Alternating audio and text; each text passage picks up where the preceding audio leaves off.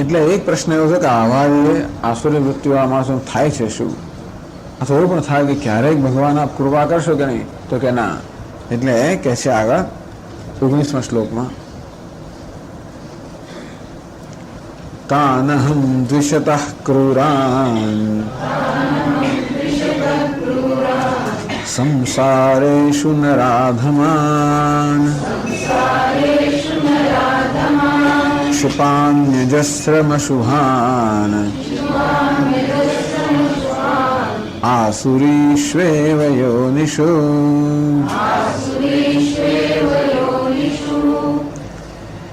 ત્વાન ક્રૂરાન, આવા ક્રૂર મનુષ્યો, દ્વિષત આ સાધુઓનો દ્વેષ કરનારા આવા જે ક્રૂર મનુષ્યો છે, નરાધમાન આ મનુષ્યમાં અધમ આવા લોકો છે, એમને સંસારે સુક્ષિપામી અજસ્રમ, હું તો એમને સંસારમાં જ ફેંકું છું. આસુરીશ્વેવ યોનિષુ, એમને આસુરી યોનિઓ ભગવાન કહે હું નાખું છું, અને એ ક્યારે પણ એમનો ઉદ્ધાર થવાનો નથી એવું કહે છે. કહે છે ભાષ્યમાં, તાનહમ સર્વાન સન્માર્ગ પ્રતિપક્ષ ભૂતાન સાધુ દ્વેષિણઃ દ્વિષતશ્ચ માં ક્રૂરાન સંસારેષુ એવ નરક સંસરણ માર્ગેષુ નરાધમાન અધર્મદોષવત્વાદ ક્ષિપામી પ્રક્ષિપામી અજસ્રમ સંતતમ અશુભાન અશુભકર્મકારિણઃ આસુરીષુ એવ ક્રૂરકર્મપ્રાયાસો વ્યાઘ્રસિંહાદયોનિષુ ક્ષિપામી ઇતિ અનેન સંબંધઃ.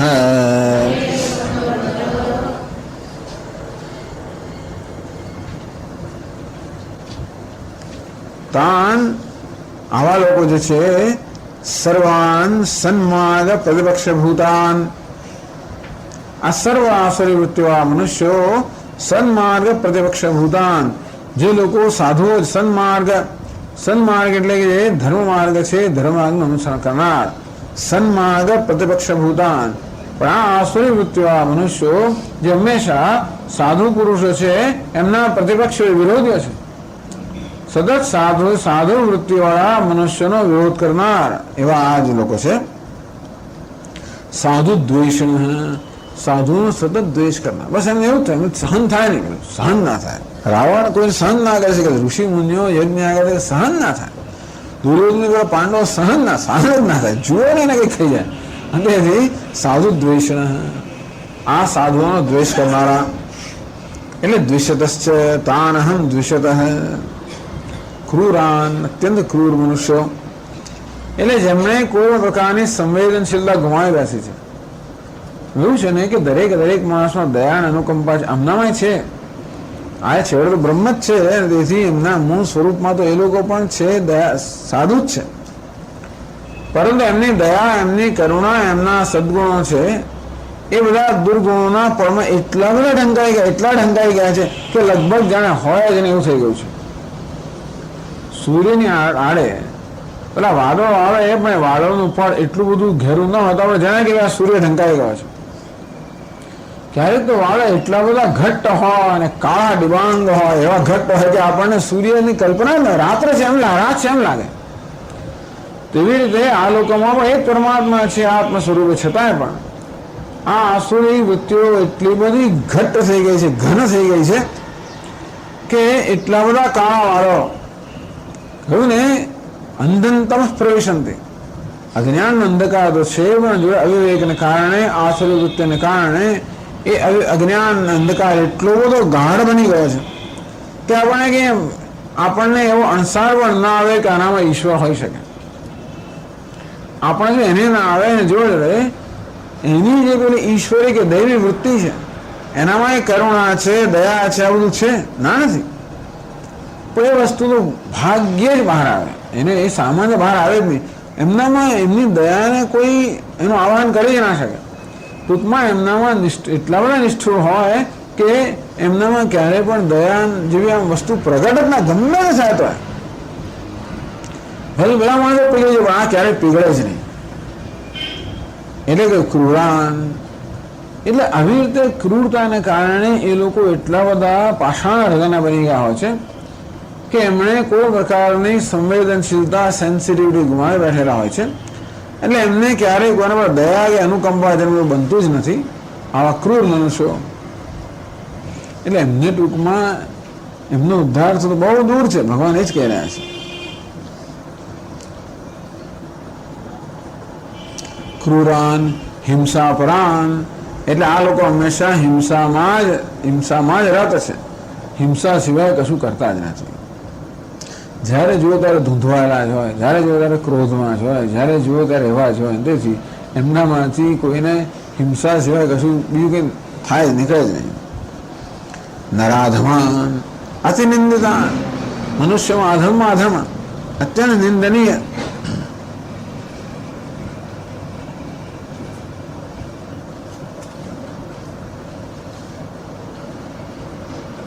સંસારેશુ નરક સંસરણ માર્ગેશુ, સંસારમાં તો છે જ, તો ભગવાન સંસારમાં નાખવાનો પ્રશ્ન ક્યાં હતો કે એની નરક અને સંસારનો અથવાલો માર્ગ, સંસ્કૃતિ નરકનો જે માર્ગ છે, નરકના માર્ગ પર એને ધકેલું છે ભગવાન કહે છે. ભાઈ નરકમાં તો બહુ લોકો જાય છે, પણ આ લોકોમાં કોઈ વિશેષતા ખરી કે હા નરક ગતાશ્ચ, નરકની અંદર પણ એમાં પણ ઘણી બધી તારતમ્ય હોય છે. સ્વર્ગની અંદર સુખનું તારતમ્ય હોય એવી કલ્પના કરી શકાય કે નરકમાં દુઃખનું તારતમ્ય હશે. ત્યાં પણ આસુરીઓની, નરકની અંદર પણ આસુરી યોની છે. અતિ ક્રૂરાસુ વ્યાઘ્ર સર્પાદિ યોનિશુ ક્રૂર પ્રાયસુ, ટૂંકમાં ક્રૂર કર્મ કરવું એ જ એમનો સ્વભાવ થઈ ગયો છે. એ વાઘ, સાપ આ પ્રકારની યોની છે, એ યોની એમને નાખવું છે ભગવાન કહે છે.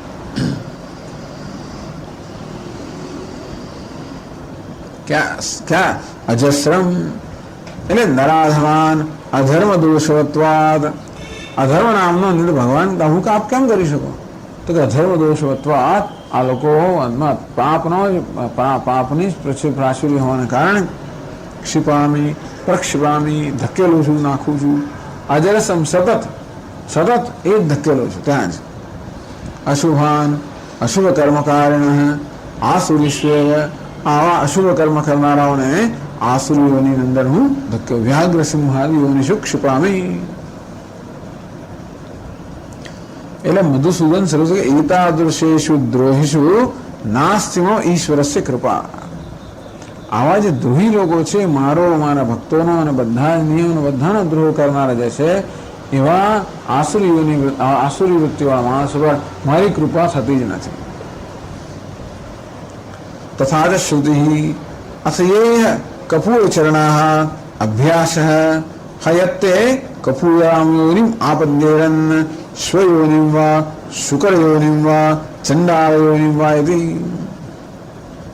કપૂરચરણા કુત્સિત કર્માણ, ટૂંકમાં જે લોકો અત્યંત નિંદનીય કર્મ કરનારા છે, તરત જ જેવું આમ મર્યા નથી તરત ત્યાં પહોંચે. ક્યાં પહોંચે તો કે કપૂરામ અશુભ યોનિને જ પ્રાપ્ત થાય. સ્વયોનિમ ક્યાં તો કૂતરાના રૂપમાં, શુકરયોનિમ કે પછી ભૂંડના રૂપમાં, ચંડાળ આવી કોઈ યોનિની અંદર જે લોકોનો તરત જ જન્મ થાય. આમ મરવાનું તરત ત્યાં મરવા થાય, એમાં કોઈ જાતનો વિલંબ નથી. એમ અભ્યાસ.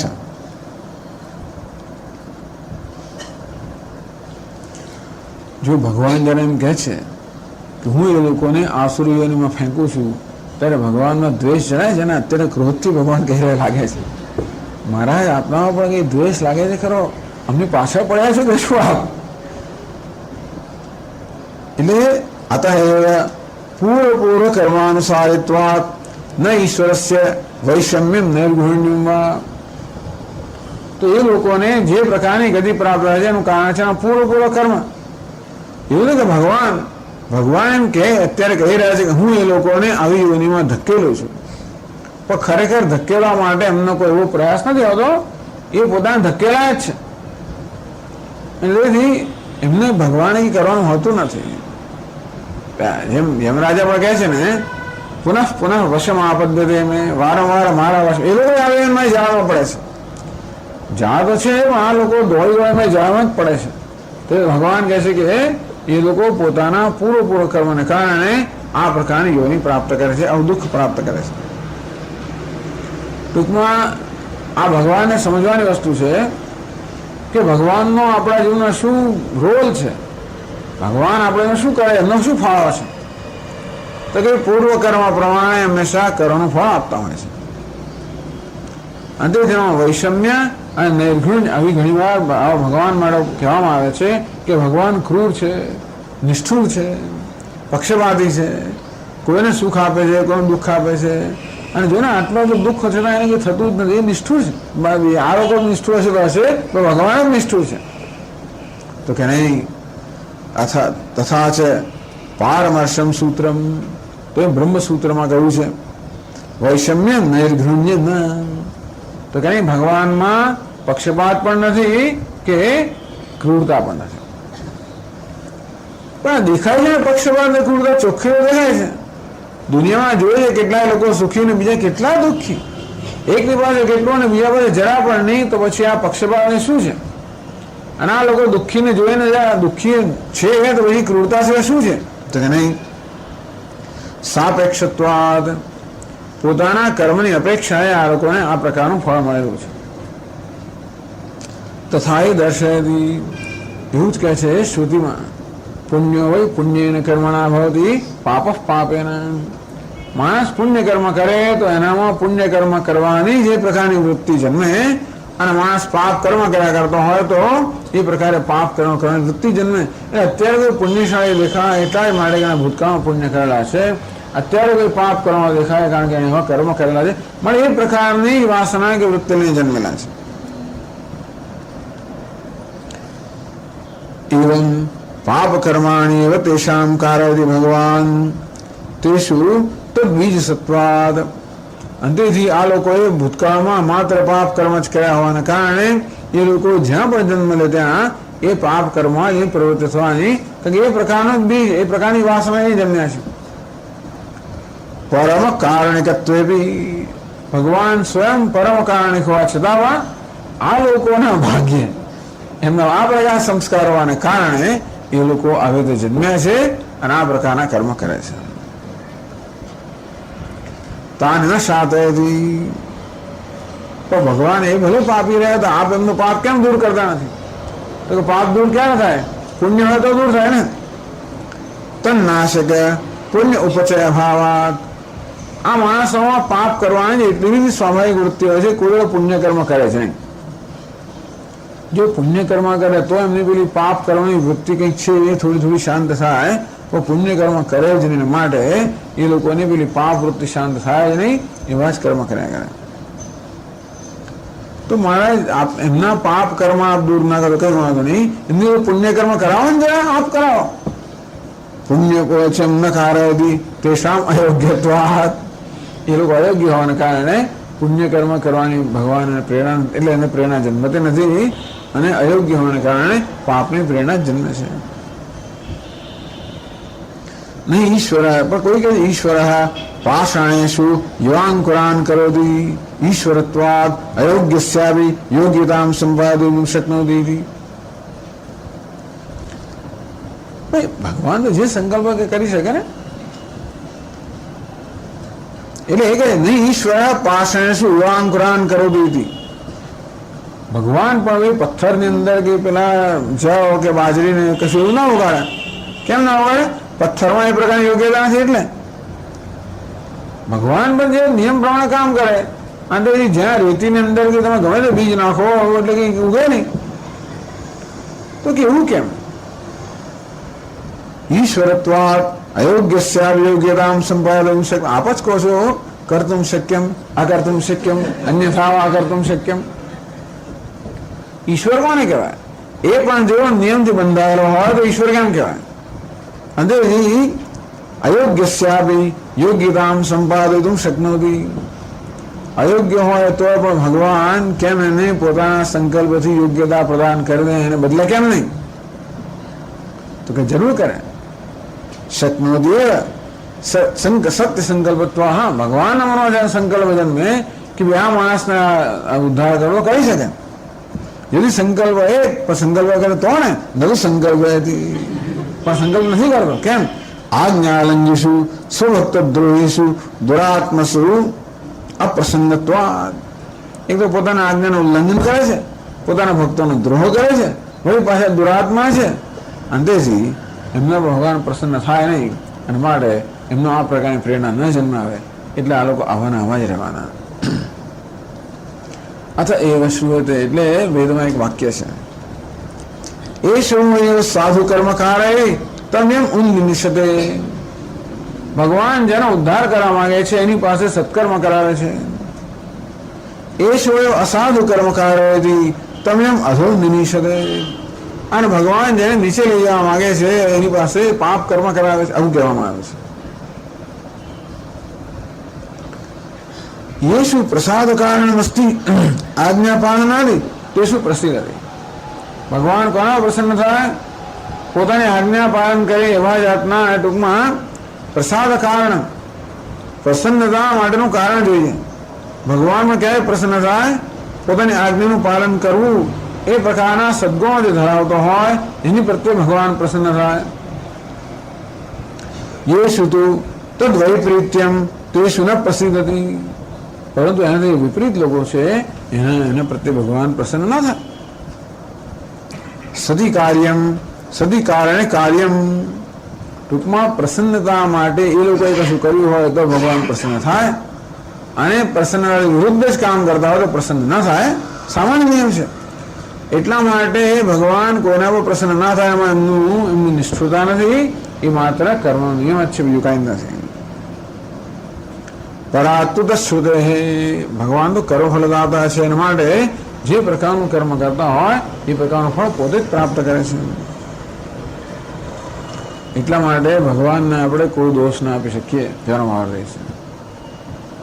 ટૂંકમાં કશું આ વસ્તુનો સીધો નિર્ણય લઈ શકાતો નથી, પણ ભગવાન એવું જ્યારે કે સામે ચાલે તાનહમ દ્વિષ કુર્વામ સંસાર ક્ષિપામી અજસ્રમ અશુભાન. હતા અજસ્રમ સતત આ અશુભ લોકોને સંસારીઓની શુંમાં નાખું છું એવું જ્યારે કે ત્યારે પછી આ ચર્ચા થઈ કે ભગવાન આવું કેમ કરો છો?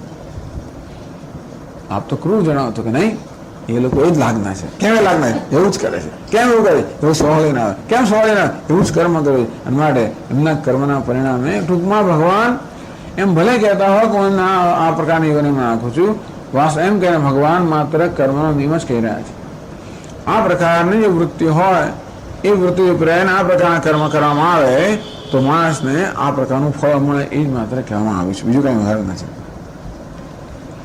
બાકી તો ભગવાનને ભગવાન કહેવાનો અર્થ એ થયો કે ભાઈ કરતું શક્યમ અકર્તું શક્યમ એમને ધારે કરી શકે. એટલે જે ભક્ત લોકો છે એને આવી જાતની દલીલો એટલી પસંદ ના હોય, કારણ કે ભગવાન તો પૂતના તો કેવું કર્મ કરવા આવી હતી? પાપ કર્મ કરવા આવેલી પાપી હતી. બધું બહુ વર્ણન કરે પૂતના લોકો. પાપીણી બહુ બધા વિશેષણો વાપરે પૂતના માટે. એવી પૂતના આવી ભગવાન પાસે, અને તોય ભગવાન એને પોતાની ગતિ આપી. બધા અસુરો જે આવ્યા, અઘાસુરથી માણે જે કંઈ હોય, પૂતનાથી માણે બધા અસુરો, એ બધા અસુરોની સદગતિ થઈ. તુલસીદાસજી મહારાજ કે ખર ને દૂષણ 14,000 રાક્ષસો લઈને આવ્યા. ખર દૂષણે ત્રિશેરા ભગવાન પર આક્રમણ કર્યું. છેલ્લે ભગવાને એક એવી લીલા કરી, એક પોતાની માયાથી આ બધા લોકોમાં એક એવો ભ્રમ ઉત્પન્ન કર્યો કે જ્યાં જોયું તેને રામ જ દેખાય. એ લોકો રામને પકડો, રામને મારો એ માટે જ આવેલા. રામ દે પકડો, રામને પકડો, રામને મારો. અને છેવટે એકબીજાને મારી ટૂંકમાં એક બધા પેલા અને પેલા ના રામ દેખાય, અને પેલા બંને એકબીજાનો નાશ કરી નાખ્યો. પણ આ રીતે એ સૈન્યના બધા યોદ્ધાઓએ પોતાનો જ નાશ કરી નાખ્યો. પણ રામ રામ બોલતા બોલતા કર્યો, અને તો બધાની સદગતિ થઈ. આમ કરીને આવા દુષ્ટોને પણ સદગતિ પ્રદાન કરી. તો ભક્તોને આવું ગમે? આવું જ ના ગમે. આ બધી ચર્ચા નહીં. ભગવાન કેવા છે? ભગવાન તો સદગતિ પ્રદાન કરે. એટલે ભગવાન માટે જે પ્રકારની આપણી ભાવના કે ખ્યાલ હોય એ પ્રકારનું અર્થઘટન આપણે કરીએ. ભગવાનને આપણે કર્મ ફળ દાતા કહેતા હોઈએ, પરાતુ તત્સુદે, પરમાત્મામાંથી બધું કર્મફળ પ્રાપ્ત થાય છે, કારણ કે શાસ્ત્ર એવું કહે છે. તો પછી આ કર્મફળના નિયમ પ્રમાણે એનું અર્થઘટન કરવામાં આવ્યું કે ભગવાન પણ કર્મના નિયમ પ્રમાણે કર્મફળ આપતા હોય છે.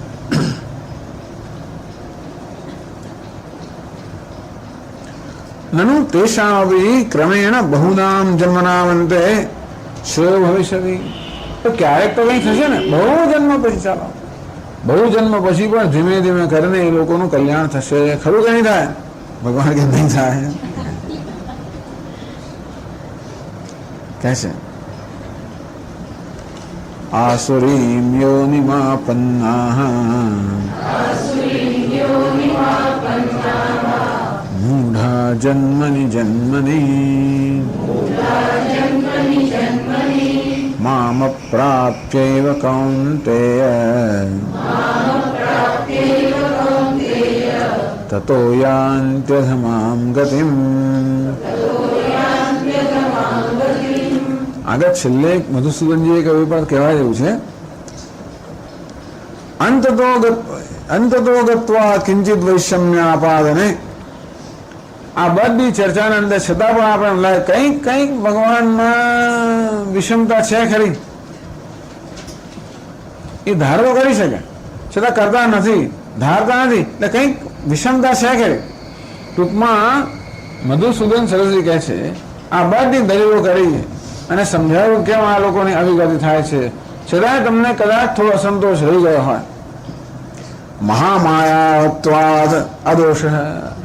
આ બધું આ માયા હોવાને કારણે આવું જ હોય. ટૂંક બીજું શું અપેક્ષા રાખો? એટલે આ સત્ય હોત તો બરાબર છે. વેદાંત લોકોનું છેલ્લું શસ્ત્ર ગયું મિથ્યા છે. એવું હોવાને કારણે મિથ્યા એને જ કહેવાય જેની કોઈ દિવસ પૂરેપૂરી સમજ મળે જ નહીં. ઈશ્વર માયાવી જ છે ને. માયામ તો પ્રકૃતિ વિદ્યાત માયનમ તો મહેશ્વરમ. એવું હોવાને કારણે એ માયી છે, માયાવી છે, એટલે એનો બધો ખેલ આપણે સમજી ના શકીએ. એટલે એવો દાવો આપણે કરી ના શકીએ કે ઈશ્વરનો બધો ખેલ આપણે સમજી શકીએ છીએ. અને માટે કદાચ આ બધી દલીલો કર્યા પછી પણ કંઈક અસંતોષ રહી ગયો હોય તો સમજવું કે ભાઈ હા આ માયા હોવાને કારણે અમે આ વસ્તુને બરોબર સમજી શકતા નથી. બસ એટલું જ, વધારે નહીં. ભગવાન એવું છે તેવું છે એવું નહીં, પરંતુ માયા હોવાને કારણે આપણે ભગવાનને પૂરેપૂરા સમજી શકવાનો દાવો ન કરી શકીએ. એટલે લોકો ભગવાન તો સમજાય નહીં એવું નહીં. પાછું બીજી બાજુ તો બીજા લોકો એમ કહે ભગવાન તો સમજી જ ના શકાય, એવું પણ નહીં. આ એમ કહે ભગવાન બધું સમજાય, એવું પણ નહીં. આપણે જેટલી જરૂર છે એટલા પૂરતો ભગવાન આપણે સારી રીતે સમજીએ છીએ, પણ એનો અર્થ નહીં કે ભાઈ આપણે સર્વજ્ઞ થઈ ગયા એટલે જગતમાં જે કંઈ બને એ બધું સમજાવવાની આપણી જવાબદારી હોય. તો લોકો એવું થાય છે કે ભાઈ ભગવાન જગતમાં જે ઘટના બની એ સમજાવવાની અમારી જવાબદારી છે. એમ જવાબદારી લઈ લઈને લોકોને એ લોકો ભગવાન વિરુદ્ધ કરી નાખે. પેલું પૂછે કે તારા ભગવાન આવું કેમ કર્યું, આને પેલા કેમ દુઃખ આપ્યું? સ્વામી ભગવાન માનતો નથી, કેમ નથી માનતો ભાઈ? તો કે જુઓ ને, આ મને પેલા ક્રિશ્ચન મારો મિત્ર તો મને કહે કે જો આ જો ભગવાન પાપનું કર્મ આપ્યું. એક માણસ કે રેડિયો એક્ટિવ ઘણી જગ્યાએ પેલા એટોમિક પાવર સ્ટેશન બધું હોય, એમાં તો ઘણું બધું પેલું પ્રદૂષિત બધું વાતાવરણ હોય. હમણાં જ મેં કહ્યું છાપામાં એકવાર આવેલું કે કંઈક બરોબર વડોદરા નજીક એક ફેક્ટરી છે, ત્યાંથી કંઈક એ લોકો એવી વસ્તુ બનાવે છે કે એમાં જે બધું જે શું કહેવાય એને બધો જે નિકાલ કરવા છેલ્લે રહ્યું હોય ને બધું, એમાં અનેક કચરો બધો, એ કચરામાં તો બધી એવી ધાતુઓ છે જે ધાતુઓ ઝેરી છે. એવો કચરો માટીમાં અલગ ભરે, એવી માટી વેચે એ લોકો. તો પેલા લોકો ફેક્ટરીની માટી લઈ આવે, એમના ઘરમાં નાખે ને આ કરે તે. ટૂંકમાં એ લોકો એમાં જ જન્મજીવ્યા. બધા લોકોમાં પેલું ક્રોમિયમ ના બધી ઝેર પ્રસરી ગયું, બધા મરી જવાના એક ને તો આજે ને કાલે. આને જ કારણે આવું થાય તો શું કહેવાનું? એનું નસીબ આપણે શું કહીએ, એવું ને. એ ત્યાં આગળ ભગવાન આના દુષ્કર્મને કારણે ભગવાન આને સજા કરે. હવે આવું તમે કહો પેલું આવો કેવો તારો ભગવાન? આવો ભગવાન માનતો નથી. એ મને કે ભગવાન માનતો નહીં. તું કયા ભગવાન નથી માનતો? પેલા તને કોઈ એ ભગવાન તું માનતો નથી, એ જુદી વાત છે. એમાં તું ના માનો વાંધો. અમે કહીએ ભગવાન નથી માનતો તો મને ખ્યાલ. પણ ઘણી વાર શું થાય છે કે ભગવાનના માનનારા લોકો આપણે હોઈએ, આપણે એમ લાગે કે ભગવાનનો બચાવ આપણે કર્યા જ કરવો પડે, અને બીજા લોકો ભગવાનને ક્યારે પડી ત્યારે આ જેવું દુષ્ટ છે, દોષિત છે, મારે ભગવાન તમારો સારો જ છે, પણ ટૂંકમાં એ ભગવાનને બચાવ કરવામાં બીજા લોકોનો તિરસ્કાર થાય. ભગવાનને બચાવ કરવો જોઈએ તો બીજાનો તિરસ્કાર કરે ને નહીં, પણ આ પ્રકારનો વિવેક રહેતો નથી. આપણે ભગવાનના એવા ભક્તો હોઈએ અને ભગવાન એવી શ્રદ્ધા ધરાવે કે ભગવાન તો હોય નહીં, ભગવાન તો સારો જ હોય બરોબર, પણ ભગવાનને સારો ઠરાવવા માટે બીજાને આપણે ખરાબ ઠરાવીએ તો એમાં તકલીફ પડે છે. તો ભગવાન તમારો સારો પણ હું ખરાબ છું, હું પાપી છું, હું આવો છું, બસ મને આવી સજા મળવી છે, હું બસ મારું આવી છે યોગ્યતા છે, એમ કરીને આપણે એનો તિરસ્કાર કરીએ. એટલે એવું છે ને કે કોઈનો તિરસ્કાર કર્યા વગર ભગવાનને કેમ સાચો ઠેરવવો એ કોઈથી બનવાનું જ નથી. દુનિયામાં કોઈ પણ માણસ એવું તો સિદ્ધ કરી જ ના શકે કે અમે મોટા ભાગના બધા જેના થિયોલોજીયન્સ હતા, ધાર્મિક વ્યક્તિઓ બધી હોય છે, એ લોકો હંમેશા ભગવાનનો બચાવ કરવાની પ્રક્રિયાની અંદર માણસોનો તિરસ્કાર કરતા હોય. કારણ કે હિટલરે આમ કેમ કર્યું, એને કેમ 60 લાખ લોકોને મારી નાખ્યા, એ લોકોના પાપને કારણે. હવે તમે આવું કહો એમ કહો ને ભગવાન તમને પાપનો બદલો આપ્યો કહ્યું, આ 60 લાખ લોકોને પાપી કહેવા એ કોઈને ગમે નહીં કે શું વાત કરો છો ભાઈ, 2-4 જણા 5-25 1000 60 લાખ લોકો પાપી. એક પ્લેનનો અકસ્માત થવામાં 350 માણસો મરી ગયા, એ બધાનું પ્રારબ્ધ સ્વામી છે, એને કારણે બધાનું પાપ. અરે હોતું હશે કે 2-4-5 પ્રારબ્ધ હોય, 350 માણસો. એને ટૂંકમાં આ બધી ઘટનાઓ આપણે સમજાવે, આપણી પાસે પૂરતું જ્ઞાન નથી કે આ બધી ઘટનાઓ સમજાવી શકીએ. એટલે આવી બધી ઘટનાઓ સમજાવવાની આપણે જવાબદારી લેવાની જરૂર નથી. ભગવાનનો બચાવ કરવા માટે, આવી ઘટનાઓ સમજાવવા માટે તો આપણે 2 જવાબદારીથી આ ઘટનાએ પણ સમજાવીએ અને પછી ભગવાનને પણ બચાવ કરીએ. એ પ્રક્રિયામાં આપણે બીજા લોકોને હંમેશા કોઈને કોઈ રીતે તિરસ્કાર કરતા હોઈએ, થતો હશે. એટલે આવી જાતની દલીલોમાં ક્યારે પડવું જ નહીં. અને ભગવાનનો બચાવ કરવાની આપણે જરૂર નથી, પરંતુ ભગવાનનો બચાવ કરવો પણ બીજાનો તિરસ્કાર કર્યા વગર જો થઈ શકતો હોય તો, અથવા કહી દો કે ભાઈ આ બધી ઘટનાઓ આપણે સમજાવી શકીએ એમ નથી. મનુષ્યની બુદ્ધિમાં જ્ઞાન અત્યંત મર્યાદિત હોવાના કારણે એનું નામ જ માયા કે મિથ્યા, કે આ બધી વસ્તુઓ છે. કોઈ પણ એક વસ્તુને સમજવા માટે તો આપણામાં સર્વજ્ઞતા હોવી જોઈએ તો સમજાવી શકીએ, અને એવું હોવાનો હું દાવો કરતો નથી. અને એટલા માટે આ બધી ઘટનાઓ સમજવી આ બધા આચાર્ય પ્રયત્ન બહુ કરે, પ્રયત્ન કરીને છેવટે મુશ્કેલી મુકાય છે બધા જ. જે કોઈ પણ આવી રીતે બધું સિદ્ધ કરવાનો પ્રયત્ન કરે, આપણે તો બહુ બધું કહીએ કે આવું હોવાની સંભાવના છે, તો સિદ્ધ કરવાનો પ્રયત્ન કરીએ કોઈ પણ કશું સિદ્ધ કરી જ ના શકે. ઈશ્વર છે પણ સિદ્ધ ના થાય ને ઈશ્વર ન્યાયી છે પણ સિદ્ધ, ઈશ્વર આવો કશું સિદ્ધ થાય જ નહીં. કારણ કે એ સિદ્ધ ના થાય 1000 વસ્તુ હોય છે. ઈશ્વર પરમ કૃપાળુ છે, વાત બરોબર છે આપણે માટે, પણ પરમ કૃપાળુ તો દુનિયામાં આટલા લોકો દુઃખી કેમ થાય? એનું દુઃખ જોઈને એને કંઈ થતું જ નથી. અને જન્મ્યો ત્યારથી આવો આમ અપંગ જન્મ્યો ને 35 વર્ષ જીવન, કેટલું દુઃખ. કોઈ ગાળકામ દયા આવે ને કશું નથી આવતી. એ દુઃખી 35, 40, 50 વર્ષ જીવે એના મા બાપના અંતે કેટલા લોકો દુઃખી થાય. બધાનું પ્રારબ્ધ વહન પાપ હશે ભાઈ, હશે જે હોય કરો, પરંતુ એમનું પ્રારબ્ધ કરીને આ પ્રકારના દુઃખને આપણે યોગ્ય લખીએ છીએ. થાય છે શું કે પ્રારબ્ધ એ પ્રકારે શબ્દો વાપરીને આ જે થાય છે યોગ્ય જે છે એવું આપણે સિદ્ધ કરવા માંગીએ છીએ, એમ કરીને લોકોની લાગણી દુભાવીએ છીએ. એટલે આવી બધી વસ્તુ આપણા જીવનમાં 1000 પ્રસંગો બન્યા તો તમે બધા સારા છો કે ભાઈ ભગવાન ભગવાન કરો છો ને આવો છો, બાકી આપણા જીવનમાં 1000 વસ્તુ બને છે કે સ્વામી આટલું આટલું કર્યું જીવનની અંદર, જો આ પાછલી ઉંમરમાં આવું કેમ, આ ફલનું આમ કેમ? કોઈ જવાબ નથી એની પાસે. સ્વામી પાસે કયો જવાબ, આવું કેમ? શું કહેવું? સારું છે કે આવું દુઃખ પડવા છતાં પણ બધાની ભગવાનમાં માન્યતા જળવાઈ રહી છે. હજી રોજ તમે પૂજાપાઠ કરો છો, સત્સંગ કરો છો, આ ભગવાનની કૃપા આને જ ગણી છે, બીજું શું કહીએ આપણે? બાકી જીવનમાં અનેક વસ્તુઓ બને છે જેને કારણે ભગવાનમાંથી શ્રદ્ધા ઉઠી જવાની સંભાવના પૂરેપૂરી રહેલી જ છે. દરેક મનુષ્યને ભગવાન પાસે કંઈક તો અપેક્ષા હોય જ ને. એ અપેક્ષાઓ ના પૂરી કરે, આજે ના કરે, કાલે ના કરે, કોઈ પૂરી જ ના કરે, આવો કરો ભગવાન. આમ તો ભલાની શ્રદ્ધા ઉઠી જાય એ બધી સંભાવના આપણા જીવનમાં રહેલી જ છે. આ છતાંય શ્રદ્ધા જવાઈ રહી હોય તો આપણે એને કહીએ ભગવાનની મહાન કૃપા છે. પરંતુ આ બધી જે ચર્ચા હમણાં કરવામાં આવી એને જાણી જોઈએ ને કરી કે કેવી રીતે આ દલીલો કરવામાં આવતી હોય છે. મેં કહ્યું પ્રમાણે ભગવાનનો બચાવ કરવા માટે, અને એ સ્વાભાવિક છે, આપણી ફરજ પણ છે. પરંતુ ભગવાનનો બચાવ કરવાની પ્રક્રિયામાં ઘણીવાર આપણે એટલા બધા ભાન ભૂલી જવા હોઈએ છીએ કે બીજાનો તિરસ્કાર કરી બેસતા હોઈએ કે બીજાની લાગણી દુભાવતા હોય, એવું પણ થતું હોય છે. એ ના થાય. ભગવાનનો બચાવ કરો તો બરાબર છે, આપણે પોતાને જરૂર ભગવાનનો બચાવ તો આપણે ભગવાનને સ્વીકારી શકીએ, પણ સાથે બીજાનો તિરસ્કાર ન થાય એ પણ મહત્વનું છે. એટલે એમાં સર્વદળે કહી દેવાનું. એટલે કહ્યું શિવડે મધુસૂદનજીએ મહામાયાત્વાત આદોષ શિવડ આપણું મહામાયા હોવાને કારણે આપણે કદાચ આ વસ્તુ ન સમજી શકીએ તો એ મોટો દોષ નથી. બસ એટલું. આસુરીમ યોનિમાપન્નાહ મૂઢાહ જન્મની જન્મની મામ પ્રાપ્ય કાઉન્ટે તતો યાંતિ અધમાં ગતિમ. હે કાઉન્ટે, આ પ્રકારે મૂળ મનુષ્યો જન્મની જન્મની એક પછી એક જન્મમાં આસુરીઓને પ્રાપ્ત કરતા કરતા કરતા મામ અપ્રાપ્ય, મને ક્યારેય પ્રાપ્ત કર્યા વગર તતો યાંતિ અધમાં ગતિમ, એ લોકો હંમેશા અધમ ગતિને પ્રાપ્ત કરે છે. આ તો પેલા ક્રિશ્ચિયન લોકો એવું થયું, એ લોકો ઇટર્નલ હેલની વાત કરી. ઇટર્નલ હેલ ને ઇટર્નલ હેલ એટલે નિત્ય નરક, આ નિત્ય સ્વર્ગ, જેને આપણે ખૂબ ટીકા કરતા હોઈએ છીએ. તો એવો નિત્ય નરક તો હોય જ ને. માણસ કન્ડેમનેશન, ટૂંકમાં એ માણસ હંમેશ માટે બસ નરકમાં ધકેલી દો.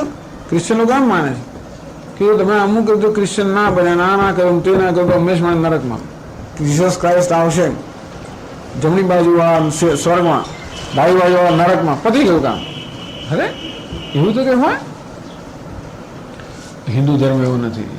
આપણે તો કઈ આ જન્મ ના થયું, આવતા જન્મ ના થાય તો પછીના જન્મ. પણ આ તો શું કહે મૂઢા જન્મની જન્મની મામ પ્રાપ્ય કૌંદે તતો અધમાં ગતિમ. આવા શ્લોક લઈને કોઈ કહી શકે છે તમારો ભગવાન શું કહે છે? હંમેશ માટે એ લોકોને અધમ ગતિમાં આપું છું, અને તેથી ક્યારેય પણ એનો ઉદ્ધાર થાય જ નહીં. હવે આ તો બહુ સારી વસ્તુ નથી. આ કહેવાનો હેતુ બીજો છે. આમાં આસુરી વૃત્તિવાળા માણસોની નિંદા કરવાનો હેતુ નહીં, પરંતુ આપણામાં સાત્વિક કે દૈવી વૃત્તિઓ કેળવવા માટેની આપણને પ્રેરણા આપવાનો હેતુ છે. બસ એટલું જ. ભાષ્યમાં કહે છે આસુરીમ યોનિમ આપન્નાહ પ્રતિપન્નાહ મૂઢા જન્મનિ જન્મની અવિવેકિનઃ પ્રતિજન્મ તમો બહુલાસુ એવ યોનિષુ જાયમાનાઃ અધો ગચ્છन्तઃ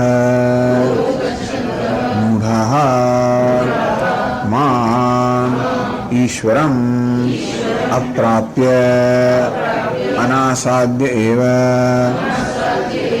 હે કૌંતેય તતઃ તસ્માદપી યાન્તિ અધમાં નિકૃષ્ટતમાં ગતિમ. આસુરીમ યોનિમાપન્નાહ. આ પ્રકારે પેલી વ્યાઘ્ર, સિંહ, સર્પ વગેરે ક્રૂર આસુરી યોનિને પ્રાપ્ત થયેલા આ લોકો શું થાય છે? જન્મની જન્મની, જન્મો જન્મ, બે વાર જન્મ નીકળે, બધા જ જન્મ આવી ગયા. જન્મો જન્મ મૂઢાહ, આ મૂળ મનુષ્ય અવિવેકિનઃ પ્રતિજન્મ તમો બહુલાસો યોનિષુ જાયમાનઃ. દરેક જન્મમાં એમને વધારે વધારે તમો બહુલાસુ, તમો ગુણવાળી યોનિમાં જ જન્મ મળ્યા કરે. અધો ગચ્છन्तઃ, એમનું પતન જ થયા કરે.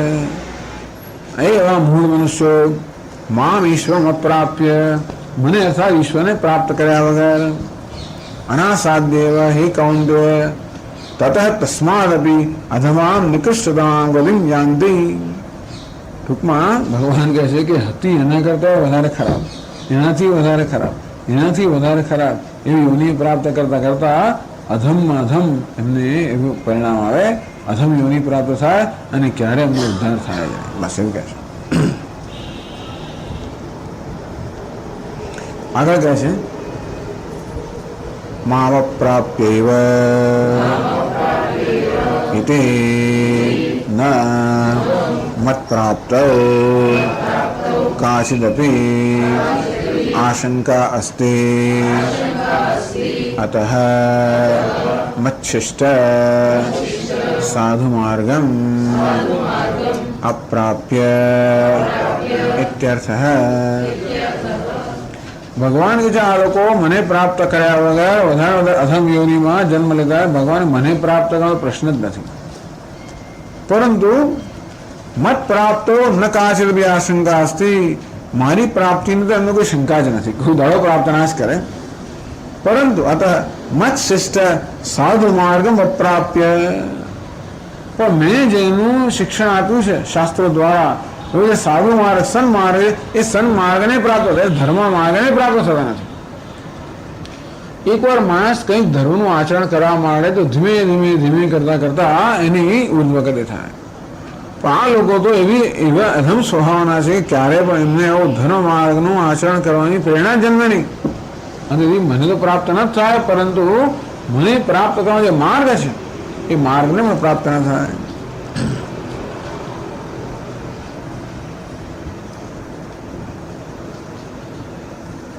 તેન અત્યંત તમામ બહુલત્વેન વેદ માર્ગ પ્રાપ્તિ સ્વરૂપ અયોગ્યા ભૂતવા, એટલે વેદ માર્ગનો પ્રશ્ન જ ના રહેવા માટે પૂર્વ નિકૃષ્ટ યોનિત નિકૃષ્ટ તમામ અધમામ યોનિમ ઉત્તરોત્તરમ ગચ્છન્તિ.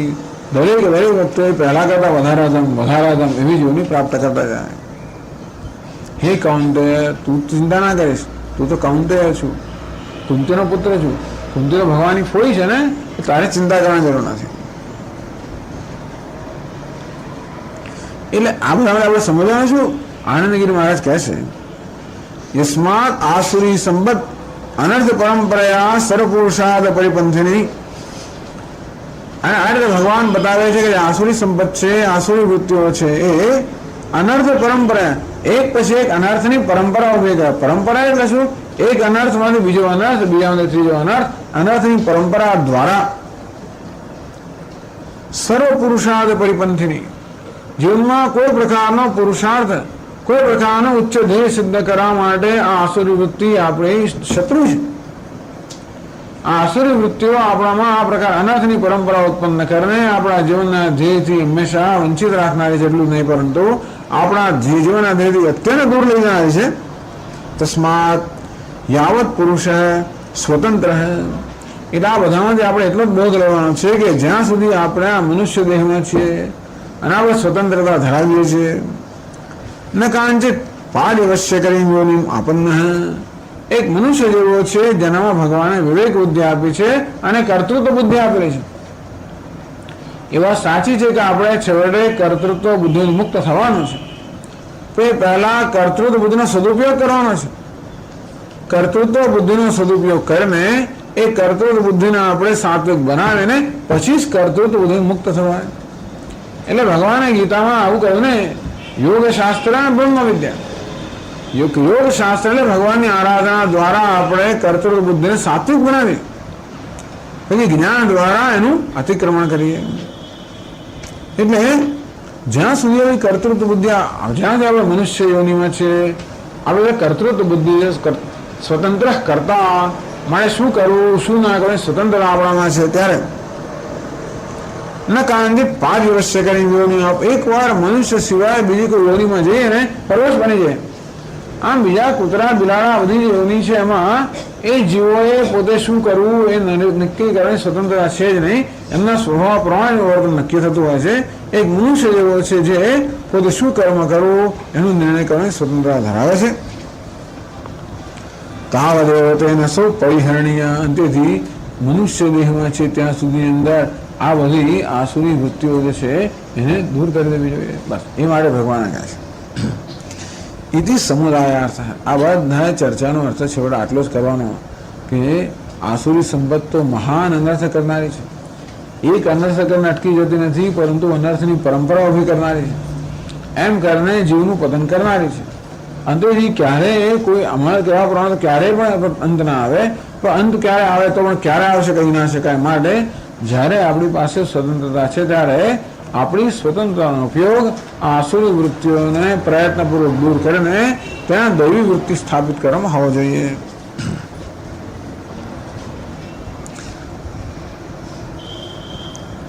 ત્વરયા એવ યથાશક્તિ દૈવી સંપદ અનુષ્ઠેયા શ્રેયોર્થી. તરત જ ત્વરયા શીઘ્ર જે જીવનમાં શ્રેય કે કલ્યાણ ઈચ્છે છે એવા લોકોએ અત્યંત ત્વરાથી જે દૈવી વૃત્તિ છે એનું અનુષ્ઠાન કરવું જોઈએ. અન્યથા તુર્યગાદેહ પ્રાપ્ત સાધન અનુષ્ઠાન અયોગ્યત્વાદ. એ સિવાય જો પશુ વગેરે દેહ પ્રાપ્ત થયો તો કોઈ પ્રકારનું આપણા શ્રેયનું સાધન અનુષ્ઠાન કા યોગ્યતા રહેતી નથી. ન કદાપી નિસ્તારાસ્થી કોઈ દિવસ છુટકારો નહીં થાય. ઇતિ મહાસંકટમ આપદ્યેત ઇતિ સમુદાયાર્થ હૈ. यह चेद वेदित अथ सत्यमस्ति नो चेद यह वेदित महति विनष्टि. આ મનુષ્ય દેહમાં છે ત્યારે જ્ઞાન પ્રાપ્ત કર્યું તો જીવન સાર્થક થયું, ન કર્યું તો મહાન સંકટ કે મહાન આપત્તિ ઉભેલી છે. જો બીજી કોઈ યોનિમાં જન્મ થયો તો પછી ક્યારે ઉદ્ધાર થવાનો નથી. તદુક્તમ યહૈવ નરકવ્યાધે ચિકિત્સામ ન કરોદ્યઃ ગત્વા નિરૌષધમ સ્થાનમ સરુજઃ કિમ કરિષ્યતિ. યહૈવ આ મનુષ્ય યોનિમાં છે ત્યારે જ નરક વ્યાધે યહ ચિકિત્સામ ન કરોતિ. આ નરક નામની વ્યાધિની ચિકિત્સા જે કરતો નથી. મનુષ્ય દેહમાં જ્યારે છે ત્યારે જે મનુષ્ય આ નરક નામની વ્યાધિની ચિકિત્સા કરતો નથી, અર્થાત નરક નામની વ્યાધિની ચિકિત્સા કરવાની યોગ્યતા આ મનુષ્યમાં છે અને છતાં પણ એની ચિકિત્સા નથી કરતો. ગત્વા નિરૌષધમ સ્થાન. તો નરકમાં જશે ત્યારે શું ત્યાં એને વ્યાધિમાં એને ઔષધિ મળવાની નથી. અત્યારે નરકની ચિકિત્સા ઔષધિ છે ત્યારે ઔષધિનું સેવન કરતો નથી. નરકમાં જ્યારે જશે ત્યારે નરકનો રોગ તો લાગુ પડે અને જોડે જોડે એનો ઉપાય કરવાની કોઈ દવા પણ નથી. ગત્વા નિરૌષધમ સ્થાનમ સરુજઃ કિમ કરિષ્યતિ. હોસ્પિટલમાં છે ત્યારે માણસ દવા કરતો નથી. રોગ લઈને ઘેર ગયો અને ઘરમાં પૈસા છે નહીં એટલે દવા કરવાના. રોગ લઈને ઘેર આવ્યો અને દવા છે નહીં, તેમાં રોગ લઈને નરકમાં ગયો અને રોગનો ઉપાય કરવાનો ઔષધ ત્યાં નથી તો શું કરવાનું છે. મારે અહીં છે ત્યારે જ બધો પ્રયત્ન કરવો જોઈએ. એ માત્ર કહેવા ભગવાને આ પ્રકારે બધા અસુરોનું વર્ણન કર્યું.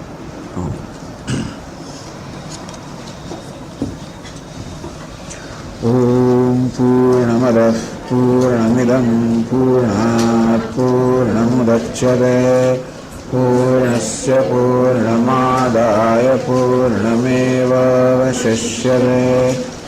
ઓમ શાંતિ શાંતિ શાંતિ. શંકરં શંકરાચાર્યં કેશવં બાદરાયણં સૂત્રભાષ્યકૃતો વંદે ભગવન્તો પુનઃ પુનઃ. ईश्वरो गुरुरात्मेति मूर्तिभेदविभागिने व्योमवद्व्याप्तदेहाय दक्षिणामूर्तये नमः. ॐ शान्ति शान्ति शान्तिः. हरि ओम. श्रीगुरुभ्यो नमः. हरि ओम.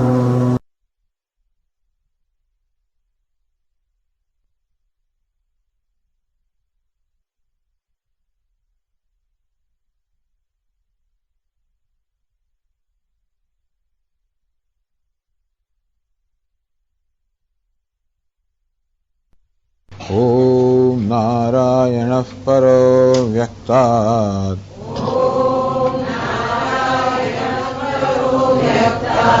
अंडमव्यक्तसंभवम् अंडस्यान्तस्त्विमे लोकाः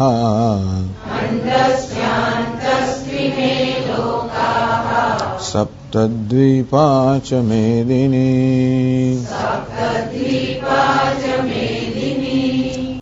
तानहं द्विषतः क्रूरान् संसारेषु नराधमान् आसुरीष्वेव योनिषु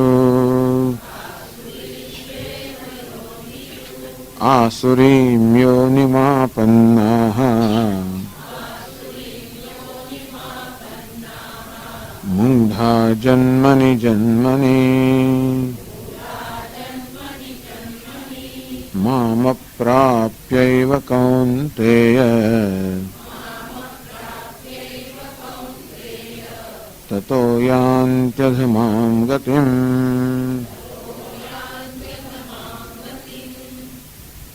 આમાં 3 શ્લોકોમાં ભગવાન કહે છે કે આવી આસુરી વૃત્તિઓ ધરાવનારા અથવા આસુરી વૃત્તિઓને તાબે થયેલા જે લોકો છે એમના જીવનમાં ઉદ્ધારની કોઈ તક જ નથી.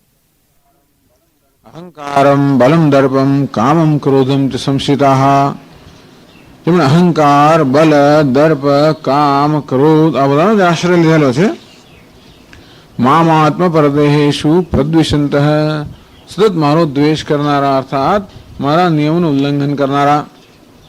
એ ઉપરાંત એમના અને અન્યના દેહમાં સાક્ષીના ચૈતન્ય રૂપમાં રહેલા મને પીડનારા, પોતે ખોટા વ્રત કરીને આત્મરૂપે માને રહેલા પીડે અને પોતાના કર્મ દ્વારા બીજાને પીડનારા. અભ્યસુએકાહ, કોઈની પણ સલાહ નહીં માનનારા, કારણ કે જ્યાં પણ કોઈ એમને કદાચ કોઈ એમને સન્માર્ગે દોરવાનો પ્રયત્ન કરે તો એમના પર એ લોકો આરોપ કરે કે આ તો દંભી છે, દ્રોહ વગેરે. તાનહમ દ્વિષતઃ કૃતામ દ્વિષતઃ, તો આવી રીતે સાધુ પુરુષોનો દ્વેષ કરનારા ક્રૂર નરાધમાન મનુષ્યો અધમ મનુષ્યો છે.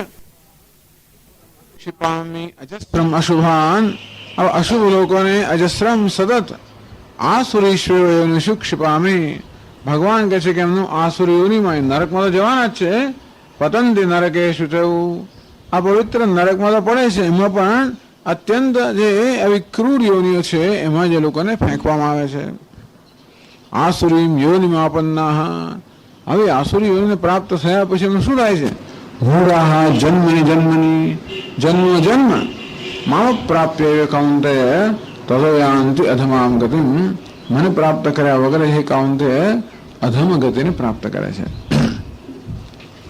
એટલે ભગવાન દુનિયાને એવું કહી રહ્યા છે કે એકવાર આસુરી સંપત્તિના વશમાં આ જીવ આવ્યો પછી એને માટે કોઈ આશા જ નથી, એનું પતન થયા જ કરે.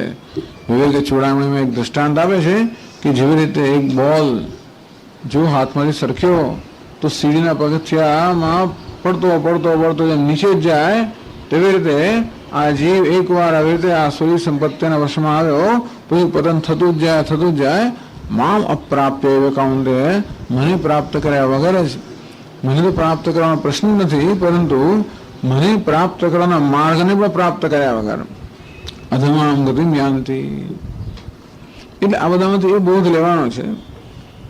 યસ્માત આસુરી સંપદ અનર્થ પરંપરાયા સર્વપુરુષાર્થ પ્રતિપંથિની, કારણ કે આસુરી સંપત્તિ છે અનર્થ પરંપરા ઉત્પન્ન કરીને જીવનના બધા પુરુષાર્થ છે એ પુરુષાર્થમાં માર્ગમાં આડે આવનારી છે, વિરોધ કરનારી છે. તસ્માદ યાવત પુરુષ સ્વતંત્ર, તો તેથી જ્યાં સુધી આ જીવને મનુષ્ય જન્મ છે અને મનુષ્ય જન્મ હોવાને કારણે એને કર્મ કરવાની સ્વતંત્રતા છે. ન કાંચિત પારવશ્ય કરી યોનિમાપન્ન, હજી મનુષ્ય દેહમાં છે અને પરવશ કરનારી બીજી કોઈ યોનિને પ્રાપ્ત થયો નથી. એક મનુષ્ય યોનિ એવી છે જેમાં જીવને કર્મ કરવાની સ્વતંત્રતા છે. સ્વતંત્ર કરતા, એક કર્તૃત્વ બુદ્ધિ છે જેને કારણે મનુષ્ય કરતું શક્યમ અકર્તું શક્યમ, શું કરવું શું ન કરવું આ પસંદગી કરવાની અને કર્મ કરવાની સ્વતંત્રતા મનુષ્યને છે. આ મનુષ્ય એક યોનિ છે જેમાં આ જીવ સ્વતંત્રતા કંઈક અંશે સ્વતંત્રતા ધરાવે છે. ફ્રી વિલ જેને કહેવાય અંગ્રેજીમાં, એવું સ્વતંત્રતા ધરાવે છે. આમ પોતાના કર્મ નક્કી કરવાની સ્વતંત્રતા જે યોનિમાં છે એવી મનુષ્યોની પ્રાપ્ત કરી છે ત્યારે તાવદેવ તેન શું પરિહરણીય, અને ત્યાં સુધી આસુરી સંપત્તિને બધો જ પ્રયત્ન કરીને દૂર કરવી જોઈએ. એવું કહેવા માટે ભગવાન આ આસુરી સંપત્તિ પ્રાપ્ત થયેલા અસુરો માટે અનર્થ પરંપરાનું વર્ણન કરે છે. એ અનર્થ પરંપરાનું વર્ણન કરવાનો હેતુ એ કે જેથી મનુષ્યો એનો ત્યાગ કરે અને પોતાના જીવનનું કલ્યાણ કરવાના માર્ગે આગળ વધી શકે. હવે 21મા શ્લોકથી ચર્ચા આગળ ચાલે છે. કથમ આસુરી સંપત્તિ અનંત ભેદવતી પુરુષાવેશેણાપી પરિહર્તુમ શક્યતા. તો કોઈ પ્રશ્ન કરે, ભગવાન આટલા શ્લોકની અંદર આવે તો આસુરી સંપત્તિનું એટલું વિગતવાર વર્ણન કર્યું, એવું લાગે છે કે આસુરી વૃત્તિઓ તો અનંત છે બધી. આખી જિંદગી સુધી મનુષ્ય પ્રયત્ન કરે તો પણ આ આસુરી વૃત્તિઓમાંથી મુક્ત થાય એવું જણાતું કે કેટલી જાતની આસુરી વૃત્તિઓ છે. તો કેવી રીતે આને દૂર કેમ કરવી? આ બધો બોધ આપણને આપવામાં આવ્યો કે આસુરી આ વૃત્તિઓ છે ને દૂર કરવી. તો આસુરી વૃત્તિઓ કેટલી છે? એક ગઈને બીજી આવી, બીજી ગઈને ત્રીજી આવી, એમ એના અનંત ભેદ હતી. અનંત એના બધા પ્રકાર છે આસુરી વૃત્તિના. તેથી આખી જિંદગી સુધી પ્રયત્ન કરીએ તોય પણ પૂરી ના થાય. અને જો પૂરી ના થઈ અને મરીએ ત્યારે આસુરી વૃત્તિના વર્ષમાં રહીને મરીએ તો પછી આપણી અનંત પરંપરા શરૂ થઈ જાય. તો શું કરવું? એટલે શંકરાચાર્યજી કહે છે 21મા શ્લોકના એની પહેલા 390 પાનું છે.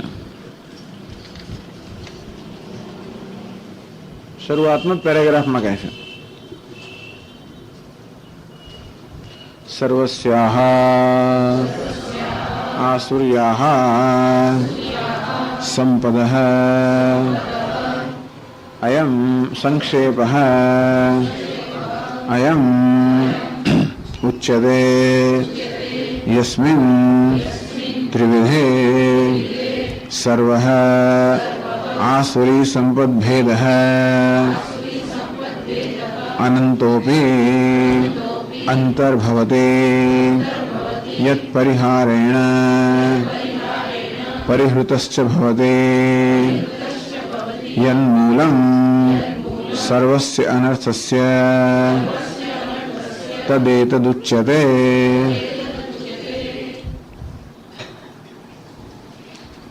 સર્વસ્યાઃ આસુર્યાઃ સંપદઃ અયમ સંક્ષેપઃ ઉચ્યતે. શંકરાચાર્ય મહારાજ કહે છે કે 21મા શ્લોકમાં ભગવાન આ બધી જ જે આસુરી વૃત્તિઓ છે એને સંક્ષેપમાં કહી દે છે.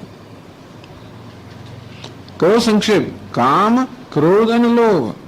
ભગવાન 21મા શ્લોકમાં કહેવા ઈચ્છે છે કે આગળ જે બધી આસુરી વૃત્તિનું વર્ણન કરવામાં આવ્યું એ બધીનો આ ત્રણમાં સમાવેશ થઈ જાય. એ ચિંતા ન કરવી કે આસુરી વૃત્તિ અનંત હોવાને કારણે ક્યારે આપણે એને દૂર કરી શકીશું. આપણે એમ કે ઘણી બધી આસુરી વૃત્તિ દૂર કરી, અનંત છે, ક્યારે દૂર કરીશું? તો કે નહીં, એ બધી અનંત. એટલે કહ્યું યસ્મિન ત્રિવિધે સર્વઃ આસુરી સંપદ ભેદ અનંતો બી અંતર્ભવતી. અનંત બધી આસુરી વૃત્તિઓ છે તે બધી આ ત્રણમાં સમાઈ જાય. ટૂંકમાં બીજી બધી જે કંઈ આસુરી વૃત્તિઓ છે આ ત્રણમાંથી એકનો જ કોઈને કોઈ રીતે એકનો જ વિકાર હોય છે. એ કામ, ક્રોધ કે લોભ એ ત્રણમાંથી એક જ જુદી જુદી આસુરી વૃત્તિના રૂપમાં આવતા હોય છે. એ હોવાને કારણે આ ત્રણને દૂર કરીએ તો બધી જ દૂર થઈ જાય. કારણ કે બીજી બધી વસ્તુઓ જે કહી, અહંકારમ, બલમ, દર્પમ, કામમ, ક્રોધમ, આ અહંકાર ને બલ અને દર્પ આ બધી વસ્તુ પણ કામ, ક્રોધ, લોભમાં આવી જાય. દંભાહંકાર સંયુક્તા મોહમાન મદાન્વિતા, આ મોહ હોય, માન હોય, મદ હોય, આ બધી વાત કરવામાં આવી એ બધાનો સમાવેશ આ કામ, ક્રોધ અને લોભમાં એટલા માટે થઈ જાય કે એમાંથી આ બાકીની બધી વૃત્તિઓ ઉત્પન્ન થાય છે. યત પરિહારેણ પરિહૃતસ્ય ભવતી. અંદરથી આ ત્રણનો પરિહાર કરવામાં આવે, આ ત્રણને દૂર કરવામાં આવે, કામ, ક્રોધ અને લોભ, આ ત્રણને દૂર કરવામાં આવે તો બધી અનંત વિવિધતા ધરાવનારી બધી આસુરી વૃત્તિઓ દૂર થઈ ગઈ માનવી. યન મૂલમ સર્વસ્ય અનર્થસ્ય. અને જીવનમાં જે કંઈ અનર્થ છે, જે કંઈ યાતના કે પીડા છે એ બધાનું મૂળ આ ત્રણમાં છે. કામ, ક્રોધ અને લોભ એ ત્રણની અંદર જ જેની બધી યાતનાઓનું બધા અનર્થનું મૂળ છે. તદેતદ ઉચ્યતે. તેથી ભગવાન આ બધી આટલું લાંબુ વર્ણન કર્યા પછી સંક્ષેપમાં આપણને 21મા શ્લોકમાં કહે છે,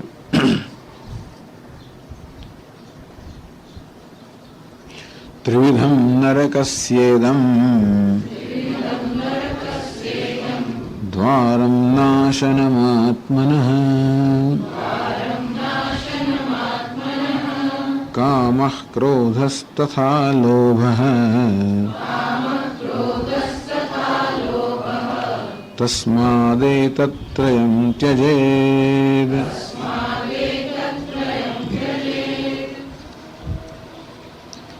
ત્રિવિધમ નરકસ્ય ઇદમ દ્વારમ.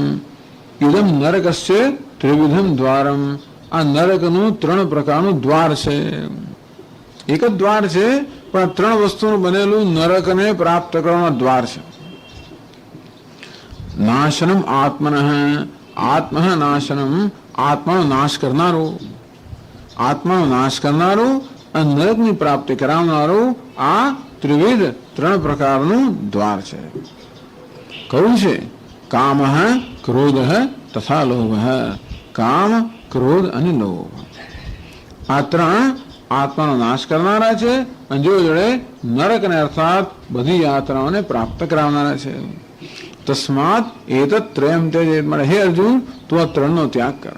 ટૂંકમાં મનુષ્ય આ 3નો ત્યાગ કરવો જોઈએ તો બાકી બધાનો ત્યાગ થઈ જાય.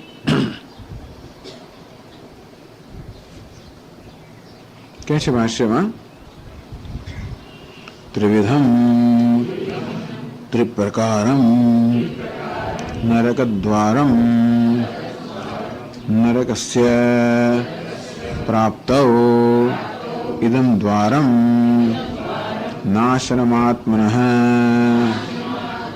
યદ્વારમ પ્રવિશન્નેવ નશ્યતિ આત્મા કસ્મૈચિત પુરુષાર્થાય યોગ્યો ન ભવતિ ઇત્યેતદુચ્યતે. દ્વારમ નાશનમાત્મનઃ ઇતિ કિમ તત કામઃ ક્રોધસ્તથા લોભઃ તસ્માદેતત્રયં ત્યજેદ. ત્રિવિધમ ત્રિપ્રકારમ. 3 પ્રકારનું દ્વાર એક જ છે. 3 પ્રકારનું એટલે કે આ 3 વસ્તુઓનું બનેલું, આ 3 વૃત્તિઓનું બનેલું એક દ્વાર છે. નરકસ્ય દ્વારમ. નરકસ્ય પ્રાપ્ત. નરકનું દ્વાર એટલે નરકની પ્રાપ્તિનું દ્વાર. હવે નરક નામના લોકને આપણે માનીએ કે ના માનીએ. ઘણા લોકો અમને કઈ નરક બરકની ચિંતા નહીં, સ્વામીજી મર્યા પછી શું થવાનું છે આપણે ચિંતા, હું તો માનતો જ નથી ને. ધારો કે સ્વર્ગ નરક તો બધા અહીંયા જ છે સ્વામીજી. અને સ્વર્ગ શું નરક શું અહીં જ છે. બધું જે છે બધો હિસાબ અહીં જ પતાવવાનો છે અને માટે મર્યા પછી કશું છે નહીં એવું માનનારા લોકો હોય. અનુકૂળ માન્યતા લોકો ધરાવતા હોય, જેથી પોતે જે કરવું એ કરવા માટે અનુકૂળતા થાય એવી માન્યતા લોકો ધરાવે, અથવા જરૂર પડે પોતાની માન્યતામાં એ પ્રકારનો ફેરફાર કરે જેથી પોતે જે કરવા ઈચ્છે કરી શકે અને ન કરવા ઈચ્છે ન કરે. એટલા જ માટે કે પોતે જે કરે છે એ બરોબર છે એવી જાતનું એવું પુરવાર કરવાની જરૂર તો છે જ. પોતે જે કરે છે ખોટું છે એવું કોઈ માણસ માનતો તો કરી ના શકે. પોતે જે કરે છે બરોબર જ છે એવું માનવાની જરૂર છે. અને કઈ રીતે બરોબર છે એની બરોબરતા, બરોબરપણું નક્કી કરવા માટે કોઈનું કોઈ દલીલ પણ શોધી કાઢે કે આમ છે અને માટે બરોબર છે. તેમ એક એવી માન્યતા છે કે ભાઈ સ્વર્ગ નરક બધું અહીં જ છે અને માટે કશે બીજું જવાનું નથી. અહીં હોય તો અહીં અને બીજે હોય તો બીજે. આપણે નરકનો અર્થ કરીએ યાતના. અનેક પ્રકારની જે માનસિક યાતના અને શારીરિક યાતના માણસે ભોગવવી પડે છે એનું નામ જ નરક. એટલે કે શાસ્ત્ર જ્યારે સ્વર્ગ નરકની વાત કરે ત્યારે કર્મને કર્મફળની જ વાત કરી રહ્યા હોય છે કે જ્યારે પુણ્ય કર્મનું પ્રાધાન્ય હોય ત્યારે માણસને એનાથી સુખ પ્રાપ્ત થતું હોય અને ખૂબ બધું પુણ્ય કર્મ કર્યું હોય તો ખૂબ બધું સુખ પ્રાપ્ત થાય. હવે ખૂબ સુખ પ્રાપ્ત થાય એવું કોઈ અહીં તો દેખાતું નથી. પૃથ્વી ઉપર સુખ પ્રાપ્ત થાય બહુ ઝાઝું એવું જણાતું નથી. એટલે સ્વર્ગ પછી હોવું જ જોઈએ, કશું હોવું જોઈએ જ્યાં દુઃખ ના હોય અને જ્યાં સુખ હોવું જોઈએ. એટલે આપણે સ્વર્ગની કલ્પના કરીએ અને બહુ પાપ કર્યા હોય તો ભયંકર યાતના પ્રાપ્ત થાય. એવી ભયંકર યાતનામાં પૃથ્વી લોકો બહુ દેખાતી નથી. એટલા માટે નરક નામનું કંઈક એવું સ્થાન હોવું જોઈએ જ્યાં અનેક પ્રકારની યાતના મળે. તો યાતનામાં ત્યાં આગળ કુશળતા, ત્યાં આગળ એ લોકો પાસે એવી કુશળતા છે કે આ જીવને જુદી યાતના આપવા માટે નવી નવી વસ્તુ એ લોકો શોધી જ કાઢતા હોય. જેમ ફાંસી આપવા માટે નવા નવા ઉપાય શોધે ને લોકો પહેલા જૂના જમાનાથી મળીને અત્યારે તેમ, અથવા તો દુઃખ આપવાના જ બધા ઉપાય શોધી કાઢતા હતા. અને વિશ્વયુદ્ધ થાય ત્યારે જે લોકોની જે ભયંકર લોકો ત્રાસ ગુજારવામાં આવતો હોય એ ત્રાસ ગુજાર અનેક બધી રીતો જે તો કલ્પના પણ ના આવે અને વાંચ્યું તો આમ અરેરાટે થઈ જાય એવી રીતે લોકોને ત્રાસ આપવામાં આવ્યો હતો. હજી દુનિયામાં આપવામાં આવી રહ્યો છે. દુનિયામાં ત્રાસ જરાય ઓછો થયો જ નથી. જે જગ્યાએ એટલે લગભગ બધા જ દેશોની અંદર કોઈ ને કોઈ રીતે ચાલતું રહ્યું છે. માણસના જેવું ક્રૂર પ્રાણી ભગવાને બનાવ્યું નથી ખરેખર. અને દુનિયામાં જો કોઈ ત્રાસ આપનાર તો માણસ જ છે.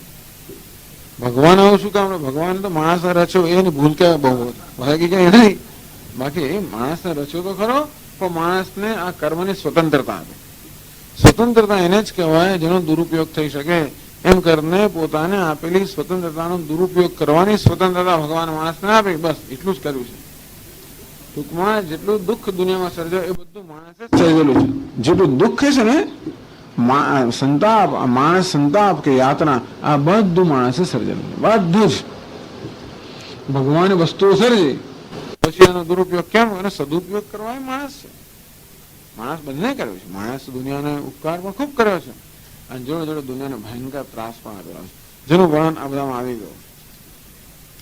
તો ટૂંકમાં કોઈ એમ માનતું હોય કે ભાઈ નરક અહીં છે તો ભલે, જે અત્યંત યાતના ભોગવવી પડતી હોય છે એના ભાઈ નરક. એટલે કહેવાનો ભાવ થઈ છે કે મનુષ્ય જે કર્મ કરે એના પરિણામમાંથી છટકી ના શકે. એ કહેવાનો ભાવ થઈ છે. કર્મ હંમેશા પોતાના કર્મફળને જન્મ આપવાનો જ. અને આવું દુષ્કર્મ કર્યા હોય તો માણસ એમાંથી છટકી ના શકે. લોકોને એમ કે આ જન્મમાં જ નરક છે ને હું છટકી ગયો, એવું છટકી ના જવાય. પેલાને એમ કે હું તો છટકી ગયો, મને કઈ થયું નથી. પણ એવું નથી કે આ લોકમાં છો કે આ જન્મમાં છો. બીજા જન્મના રાહ જોવી પડે. બીજી યોનિઓ પણ ઘણી છે અને બીજા લોક પણ છે. શું ખબર પડે? સ્વામી તમે બધા માનો છો?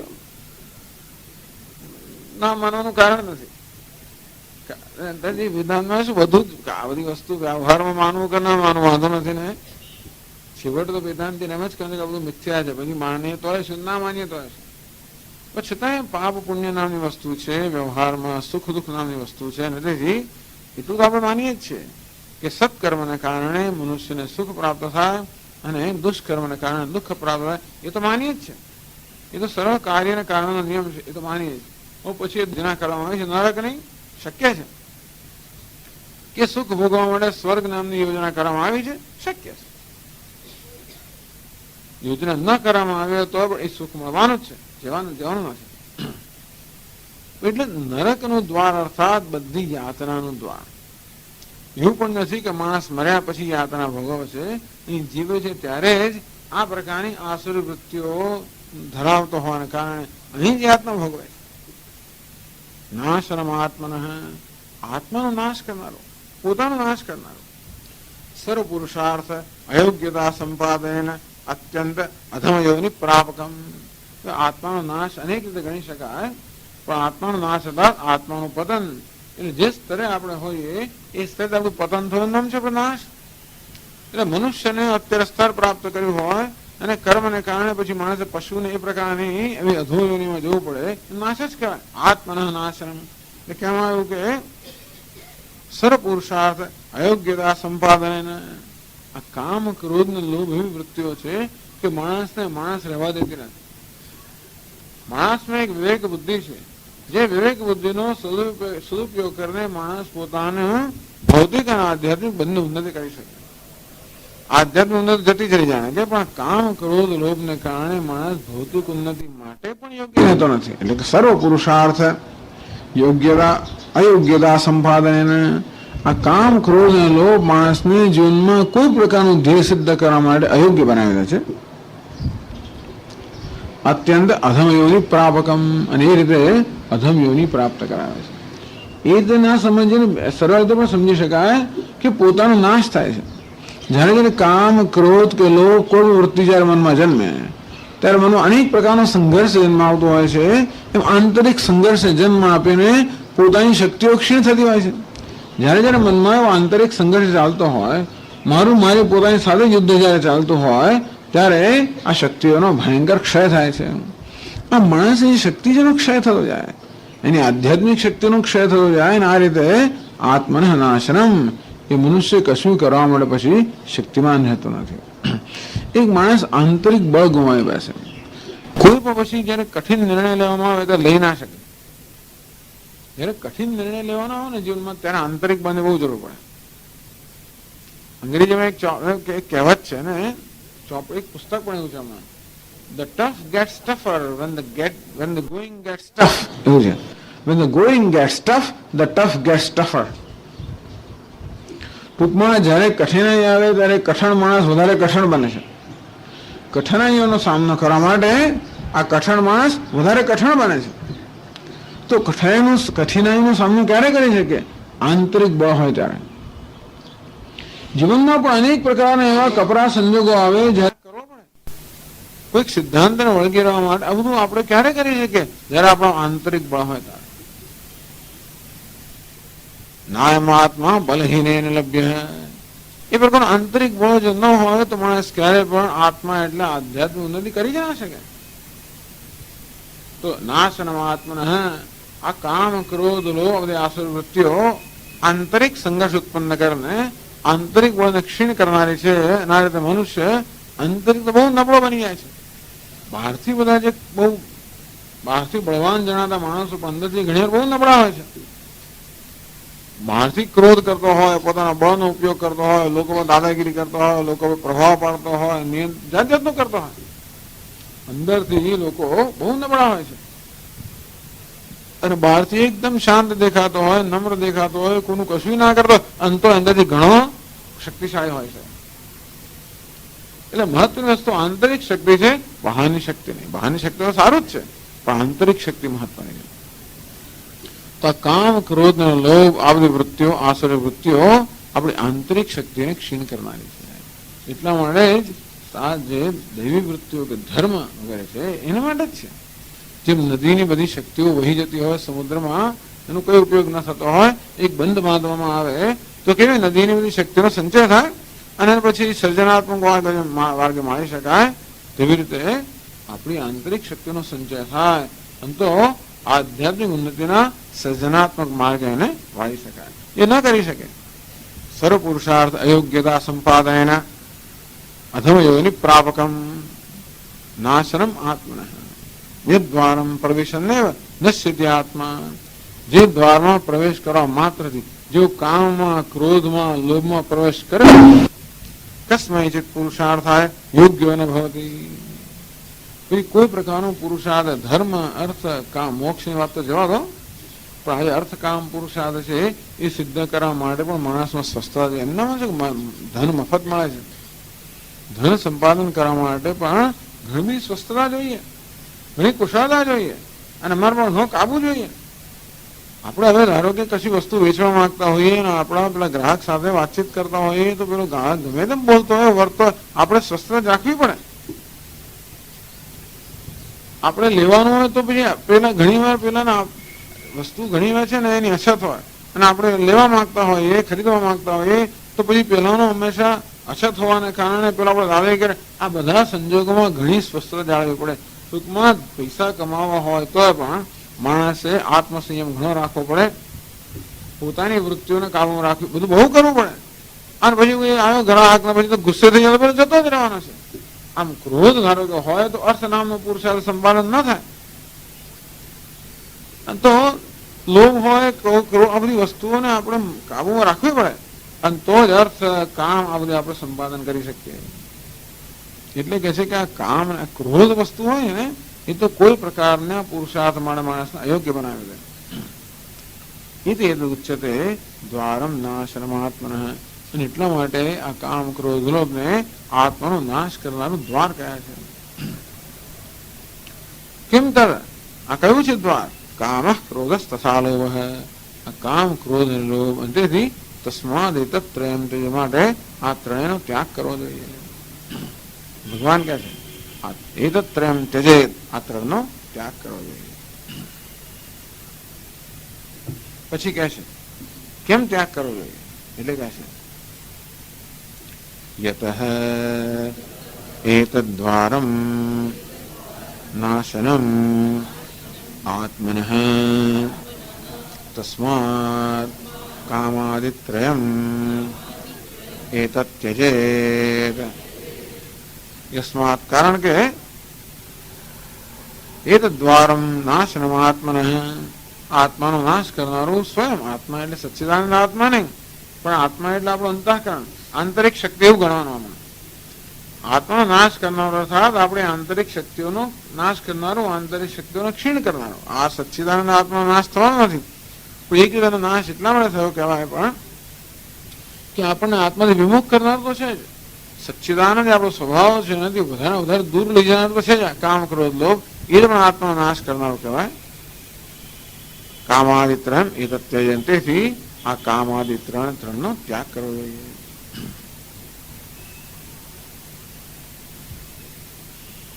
કામાદિત્યાગે સતી અનર્થ આચરણ શ્રેય પ્રતિબંધ નિવૃત્તિ સ્યાતામિતિ ભાવ.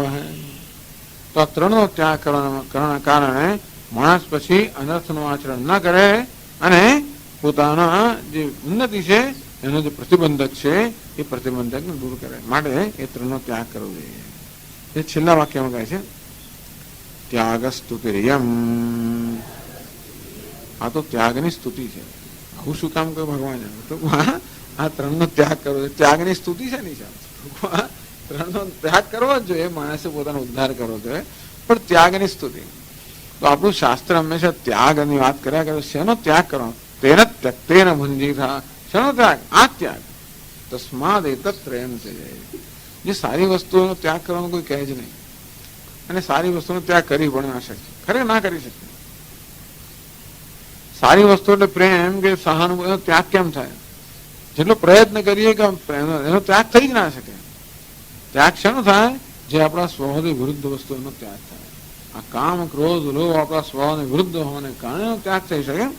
માટે ત્યાગ જે ભગવદ્ ગીતાનો એક મુખ્ય ધ્વનિ છે, એટલે કહ્યું ત્યાગ સ્તુતિ યમ. આ ત્યાગની સ્તુતિ છે. કારણ કે આ ત્યાગ કરતો શું થાય છે? 22મા શ્લોકમાં કહે છે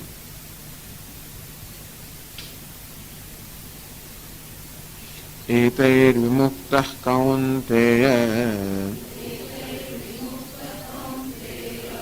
તમોદ્વારૈસ્ત્રિભિર્નરઃ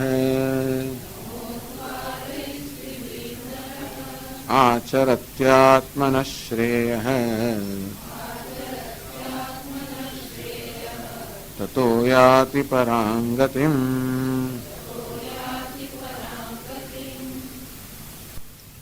હે કૌંતેય એતૈઃ તમોદ્રિભિઃ ત્વમોદરૈઃ વિમુક્તઃ નરઃ આત્મનઃ શ્રેયઃ આચરતિ. હે કૌંતેય, આ નરકને પ્રાપ્ત કરાવનારા આ ત્રણ જે દ્વાર છે એનાથી મુક્ત થયેલો મનુષ્ય પછી પોતાનું કલ્યાણ સાધે છે. તતો યાતિ પરામ ગતિમ, એમ કરીને પરામ ગતિને પ્રાપ્ત કરે છે. આગળ શું કહ્યું? તતો યાન્તિ અધમામ ગતિમ. આ કામ, ક્રોધ, લોભને વશ થયેલો મનુષ્ય અધમા ગતિને પ્રાપ્ત કરે છે.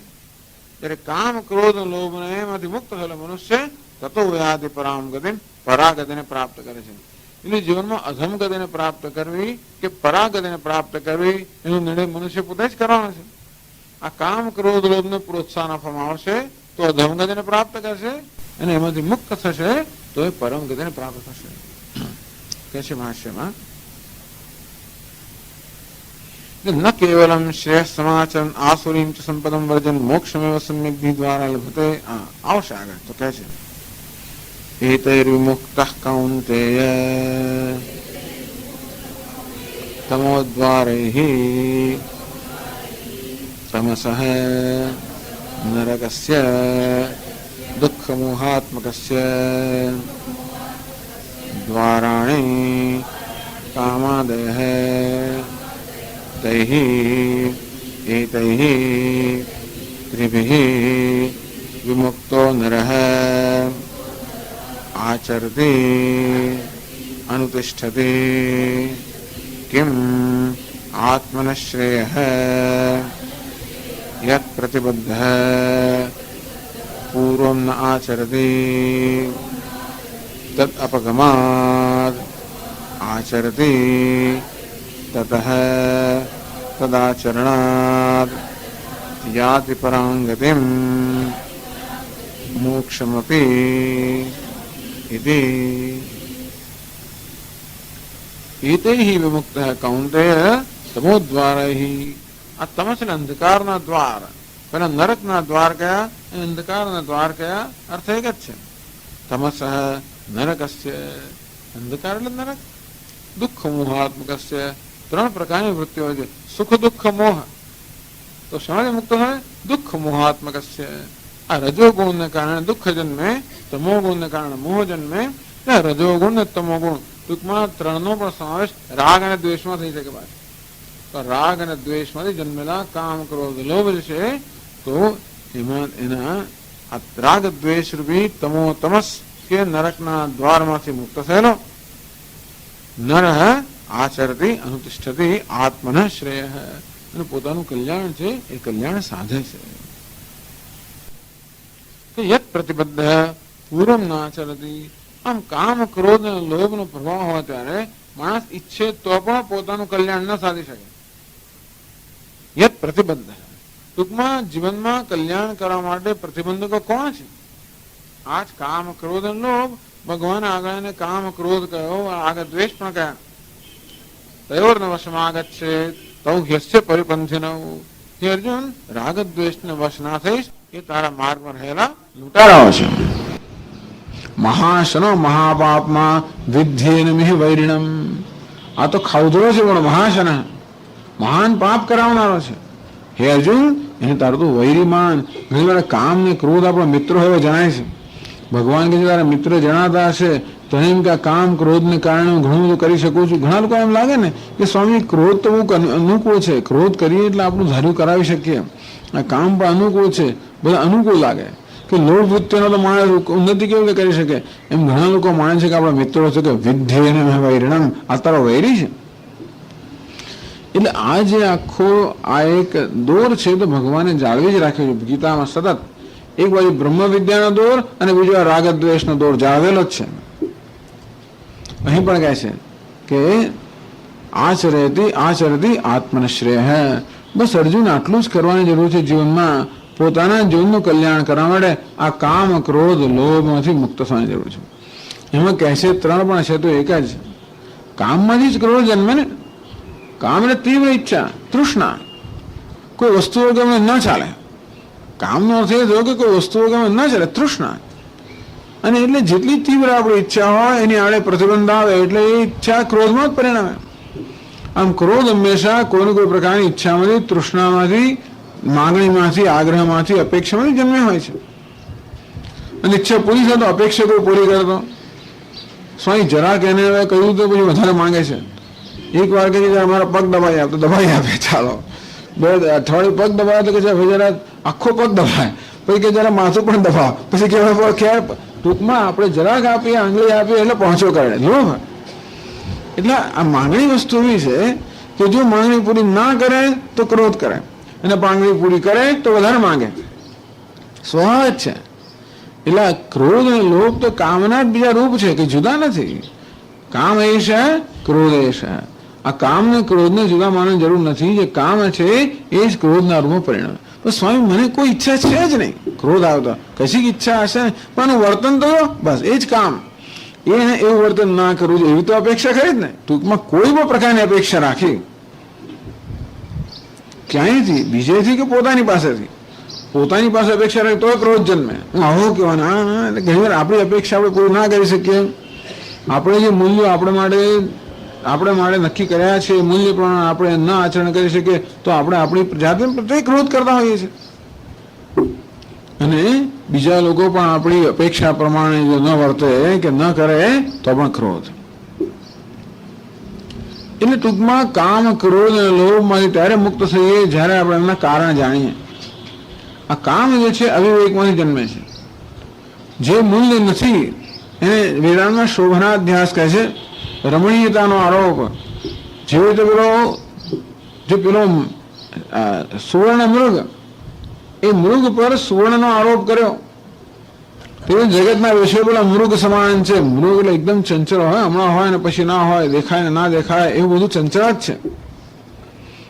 એના પર સુવર્ણનો આરોપ કરવામાં આવ્યો, રમણીયતાનો આરોપ કરવામાં આવ્યો, પછી મારે જોઈએ છે. બાકી એકલો પેલો મૃગ ફર્યા, કેટલાય મૃગ ત્યાં હતા બધા. કોઈ માંગણી ના કરી સીતાજી કે મારે જોઈએ છે. આ જોયું તો આ મારે જોઈએ. એકવાર સુવર્ણ દેખાયું ત્યાં આગળ પછી જોઈએ. તો તેવી રીતે જગતના વિષયો પર રમણીયતાનો આરોપ થાય. એમનામાં જે ગુણ નથી એ ગુણ આપણે ત્યાં દેખાય. આપણું મન જે બધા ગુણનો ત્યાં આરોપ કરે અને પછી એને ઈચ્છે. એટલે જે કામ છે, જે ઈચ્છા છે, અવિવેકમાંથી, એટલે કે વિશ્વના રૂપને કે વિશ્વના સ્વરૂપને ન સમજવાને કારણે અથવા ખોટી રીતે સમજવાને કારણે જન્મેલી છે. જે વસ્તુ જ્યાં નથી ત્યાં તેના દર્શન કરનાર મોહ. તો જે ગુણ જ્યાં નથી ત્યાં દર્શન કરવા, કે જે દોષ નથી ત્યાં દર્શન કરવા. આપણું મન જેવું છે કે વસ્તુ જેવી છે તેવું ભાગ્ય જોતું હોય તો ક્યાં તો કોઈ જગ્યાએ ગુણનો આરોપ કરીને જોઈએ અને પછી પોતાની કલ્પનામાં રાખે, કે પછી દોષનો આરોપ કરીને જોઈએ અને વળી પછી કલ્પનામાં રાખે. આમ ગુણનો આરોપ કરે તો પછી એમાંથી રાગ આસક્તિ જન્મે, દોષનો આરોપ કરવા માટે દ્વેષ જન્મે, રાગમાંથી પછી કામ જન્મે, દ્વેષમાંથી પછી ક્રોધ જન્મે. આ રીતે રાગ દ્વેષ એ બધા અવિવેકમાંથી જન્મેલા છે. એટલે કામનામાંથી, તૃષ્ણામાંથી મુક્ત થવાનો એક જ ઉપાય છે વિવેક. કે ખરેખર વસ્તુ મને શું આપવાની ક્ષમતા ધરાવે છે, હું જે સુખ કે શાંતિ કે સલામતી એમાંથી ઈચ્છું છું એ આપવાની ક્ષમતા એનામાં છે. હું પ્રશ્ન કરું, અત્યાર સુધી આટલી વસ્તુઓ જે પ્રાપ્ત કરી એમને મને અપાવ્યું છે? જીવનમાં હજારો વસ્તુઓ પ્રાપ્ત કરીને જો મને સુખ શાંતિ ના મળે તો બીજી 1000 2000 મળશે એવું ક્યાંથી આપણે નક્કી કર્યું? અંતેથી જ્યારે જ્યારે મનમાં ઈચ્છા જન્મે ત્યારે એ ઈચ્છાને આ વિવેકની કસોટી ચડાવવી જોઈએ. એમ નથી કહેતા કે બધી ઈચ્છાનો તિરસ્કાર કરો, એમ નથી કહેતા.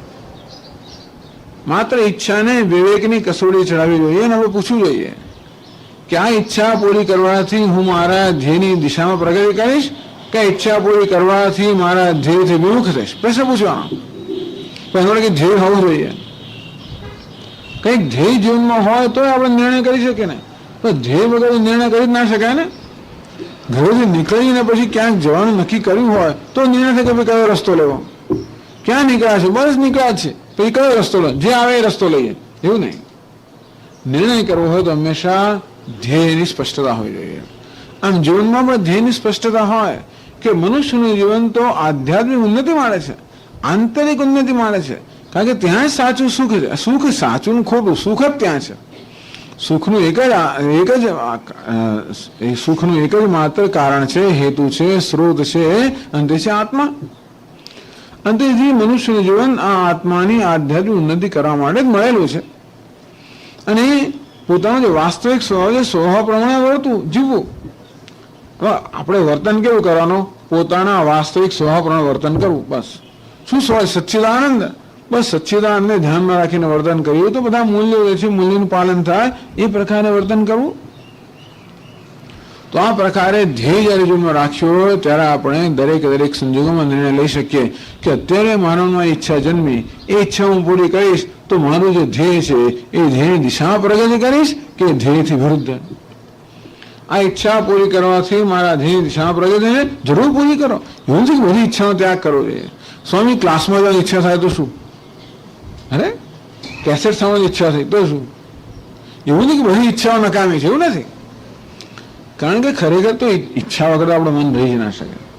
આપણા મનમાં કોઈની કોઈ ઈચ્છા તો હોવા નહીં. તો વિવેકનો બીજો પ્રકાર એ છે કે દરેક ઈચ્છાની પાછળ કઈ ઈચ્છા રહી જે પણ આપણે સમજીએ કે દરેક ઈચ્છાની પાછળ વાસ્તવમાં મુક્ત થવાની ઈચ્છા છે.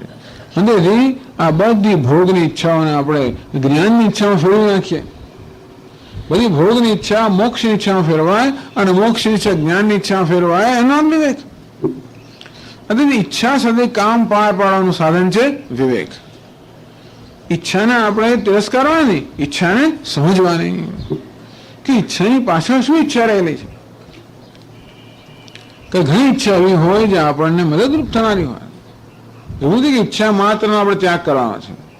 જે ઈચ્છા આપણને મદદરૂપ થનારી હોય એને જરૂર આપણે પોષીએ અને બાકી ઈચ્છા છે એને આપણે ત્યાગ કરીએ. અને ક્રોધ કેમ જન્મે? આપણા અનેક પ્રકારના આગ્રહોને કારણે ક્રોધ જન્મે.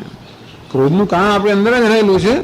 અનેક પ્રકારના અધૂરપનો આપણે અનુભવ કરીએ, અનેક પ્રકારના ભયનો અસલામતનો અનુભવ કરીએ. એટલે આપણે એવી ઈચ્છા હોય કે દુનિયા મારી અધૂરપ પૂરી કરે, દુનિયા મને સલામતી આપે, દુનિયા મને સુખ આપે, દુનિયા મને અનુકૂળ બને તો મને સારું લાગે. મારી મૂળ ઈચ્છા શું છે? મને સારું લાગે. મને ક્યારે સારું લાગે? દુનિયા મને અનુકૂળ થાય ત્યારે. એ સ્વાભાવિક છે કે મારા હૃદયમાંથી સતત માંગણી થયા જ કરવાની કે દુનિયા મને અનુકૂળ થવું જોઈએ. હવે અનુકૂળતા કોને કહેવાય? હું કહું પ્રમાણે કરું તો અનુકૂળ થયું કહેવાય. મારી ઈચ્છા પ્રમાણે થાય તો અનુકૂળ થયું કહેવાય. અને એટલા માટે મારી અનુકૂળતા માટે હું દુનિયામાં ચારે બાજુ જે મારી આસપાસ હોય એ બધા પર અનેક પ્રકારના આગ્રહો અને માંગણીઓ લાદતો જ હોઉં છું. અંતેથી જે આપણા આગ્રહો છે, અપેક્ષાઓ છે, માંગણીઓ છે એ આંતરિક જરૂરિયાતની જન્મેલા છે. સારું લગાવવાની જરૂરિયાત છે. પણ આપણી જાતને યાદ દેવડાવવું જોઈએ કે આપણે ત્યારે સારું લાગે જ્યારે આપણે અંદરથી સારાપણું પ્રાપ્ત કરીએ, બહારથી નહીં. બહારની કોઈ વસ્તુ મને સારું લગાડી ના શકે, અંદરની વસ્તુ જ લગાડી શકે. માટે એમ કરીને બહારના જગત પ્રત્યે આગ્રહો જેમ જેમ ઓછા થશે તેમ તેમ ક્રોધના પ્રસંગો ઓછા થશે. એટલે ક્રોધ જન્મે છે આપણા આગ્રહોમાંથી, અપેક્ષાઓમાંથી. સ્વામી હું શું કરું? મારે દવાખાને જવું હતું. દીકરાએ મને પૂછ્યું કે પપ્પા આવું જોડે? મેં કહ્યું ના આવીશ. તો પેલો ના આવ્યો. આવો કે એનો દીકરો જયારે છે માંદો પડે ત્યારે પેલો દીકરો ના પડે તો કેવો લઈ જાય છે? અને મેં એક વાર ના પડે મને ના લઈ ગયો, અને પેલા ના પડ્યા તો એ સમજાવી પટાવીને લઈ જાય છે. એટલે હું કહ્યું તો સ્વાભાવિક છે ને ભાઈ, એના બાપ કરતા દીકરાને વધારે પ્રેમ કરે છે. ભાઈ જીવનની વાસ્તવિકતા. એની પત્ની તો ગમે તેટલું ના પડે તો એ કેવો સમજાવી પટાવીને લઈ જાય છે કે ના. અને મેં એક વાર ના પડી અને ના લઈ ગયો. મને ટૂંકમાં અંદરથી અપેક્ષા કરી કે ના પડે તો પણ એ મને આગ્રહ કરીને લઈ જાય તો મને લાગે મને પ્રેમ કરે છે. ટૂંકમાં માણસ બીજાને પ્રેમ જોઈએ છે. અને પ્રેમની વ્યાખ્યા શું? તો કે આવું છે. એટલે કોઈ સામે ચાલીને મને કશું કરે આવું તો ના આવે. અપેક્ષાઓ પૂરી ના થાય એટલે પછી આપણને અંદર બહારથી ના દેખાડે, અંદરથી બહુ ક્રોધ આવે. એટલે આવી અપેક્ષા એટલે ટૂંકમાં જેમ આપણે આપણી અપેક્ષાઓ સમજીશું અને એ અપેક્ષાઓ મુક્ત થવાનો જેટલા અંશે પ્રયત્ન કરશું એટલા અંશે ક્રોધ જન્મવાની શક્યતા ઓછી થશે. પણ અંદર અપેક્ષા અંદરની વાત બહાર ખબર ના પડે કોઈ કે અંદર શું અંદર અપેક્ષાઓ છે. આમ બહાર ખબર ઘણા લોકો જાહેર કરી દે તો વાંધો ના આવે, પણ મોટે ભાગે લોકો જાહેર કરે ને એમની અપેક્ષાઓ અંદર અપેક્ષાઓ રાખે, બહાર જાહેર ના કરે અને પછી પાછા કહે કે મારી અપેક્ષા પૂરી ના થાય. એટલે એવું બધું ઘણું થતું હોય છે. અપેક્ષા વસ્તુ એવી છે ને કે આ રીતે અપેક્ષાઓ, આગ્રહો આવી વસ્તુઓમાં હંમેશા નિરાશાની શક્યતા રહેલી છે. કારણ કે લોકો આપણી અપેક્ષા સમજતા નથી. ઘણી વાર આપણા અપેક્ષા તો બીજા સમજે નહીં, સમજે તો એ શું કરે? ઘણી વાર પૂરી ના કરી શકતા હોય. આપણે અપેક્ષા પૂરી લોકો કરી ના પાડી શકે. અને ત્રીજું પૂરી કરી શકે તો ના કરવા ઈચ્છે તો પણ મને 3 વસ્તુ છે અપેક્ષા માટે. એક તો મારી અપેક્ષા કોઈ સમજતો નથી, બીજું સમજે તો બિચારો પૂરી કરી શકતો નથી, અને ત્રીજું સમજે પૂરી કરી શકે તો એ કરવા નથી ઈચ્છતો. ધારો કે એવી એની અપેક્ષા છે તો શું કરીએ? આવું હોવાના કારણે જેટલા અપેક્ષા આપણે પરતંત્ર બની જઈએ છીએ. અપેક્ષાને કારણે આપણે પરતંત્ર, કારણ કે એની પછી દયા પર આપણે આધારિત થઈ જાય ને. એ દયા કરીને મારી અપેક્ષા પૂરી કરે ત્યારે મને સારું લાગે, અને એવી દયા ના કરે તો શું? સહન કોને કરવાનું છે? આપણે જ સહન કરવાનું છે. એનો અર્થ નહીં કે અપેક્ષા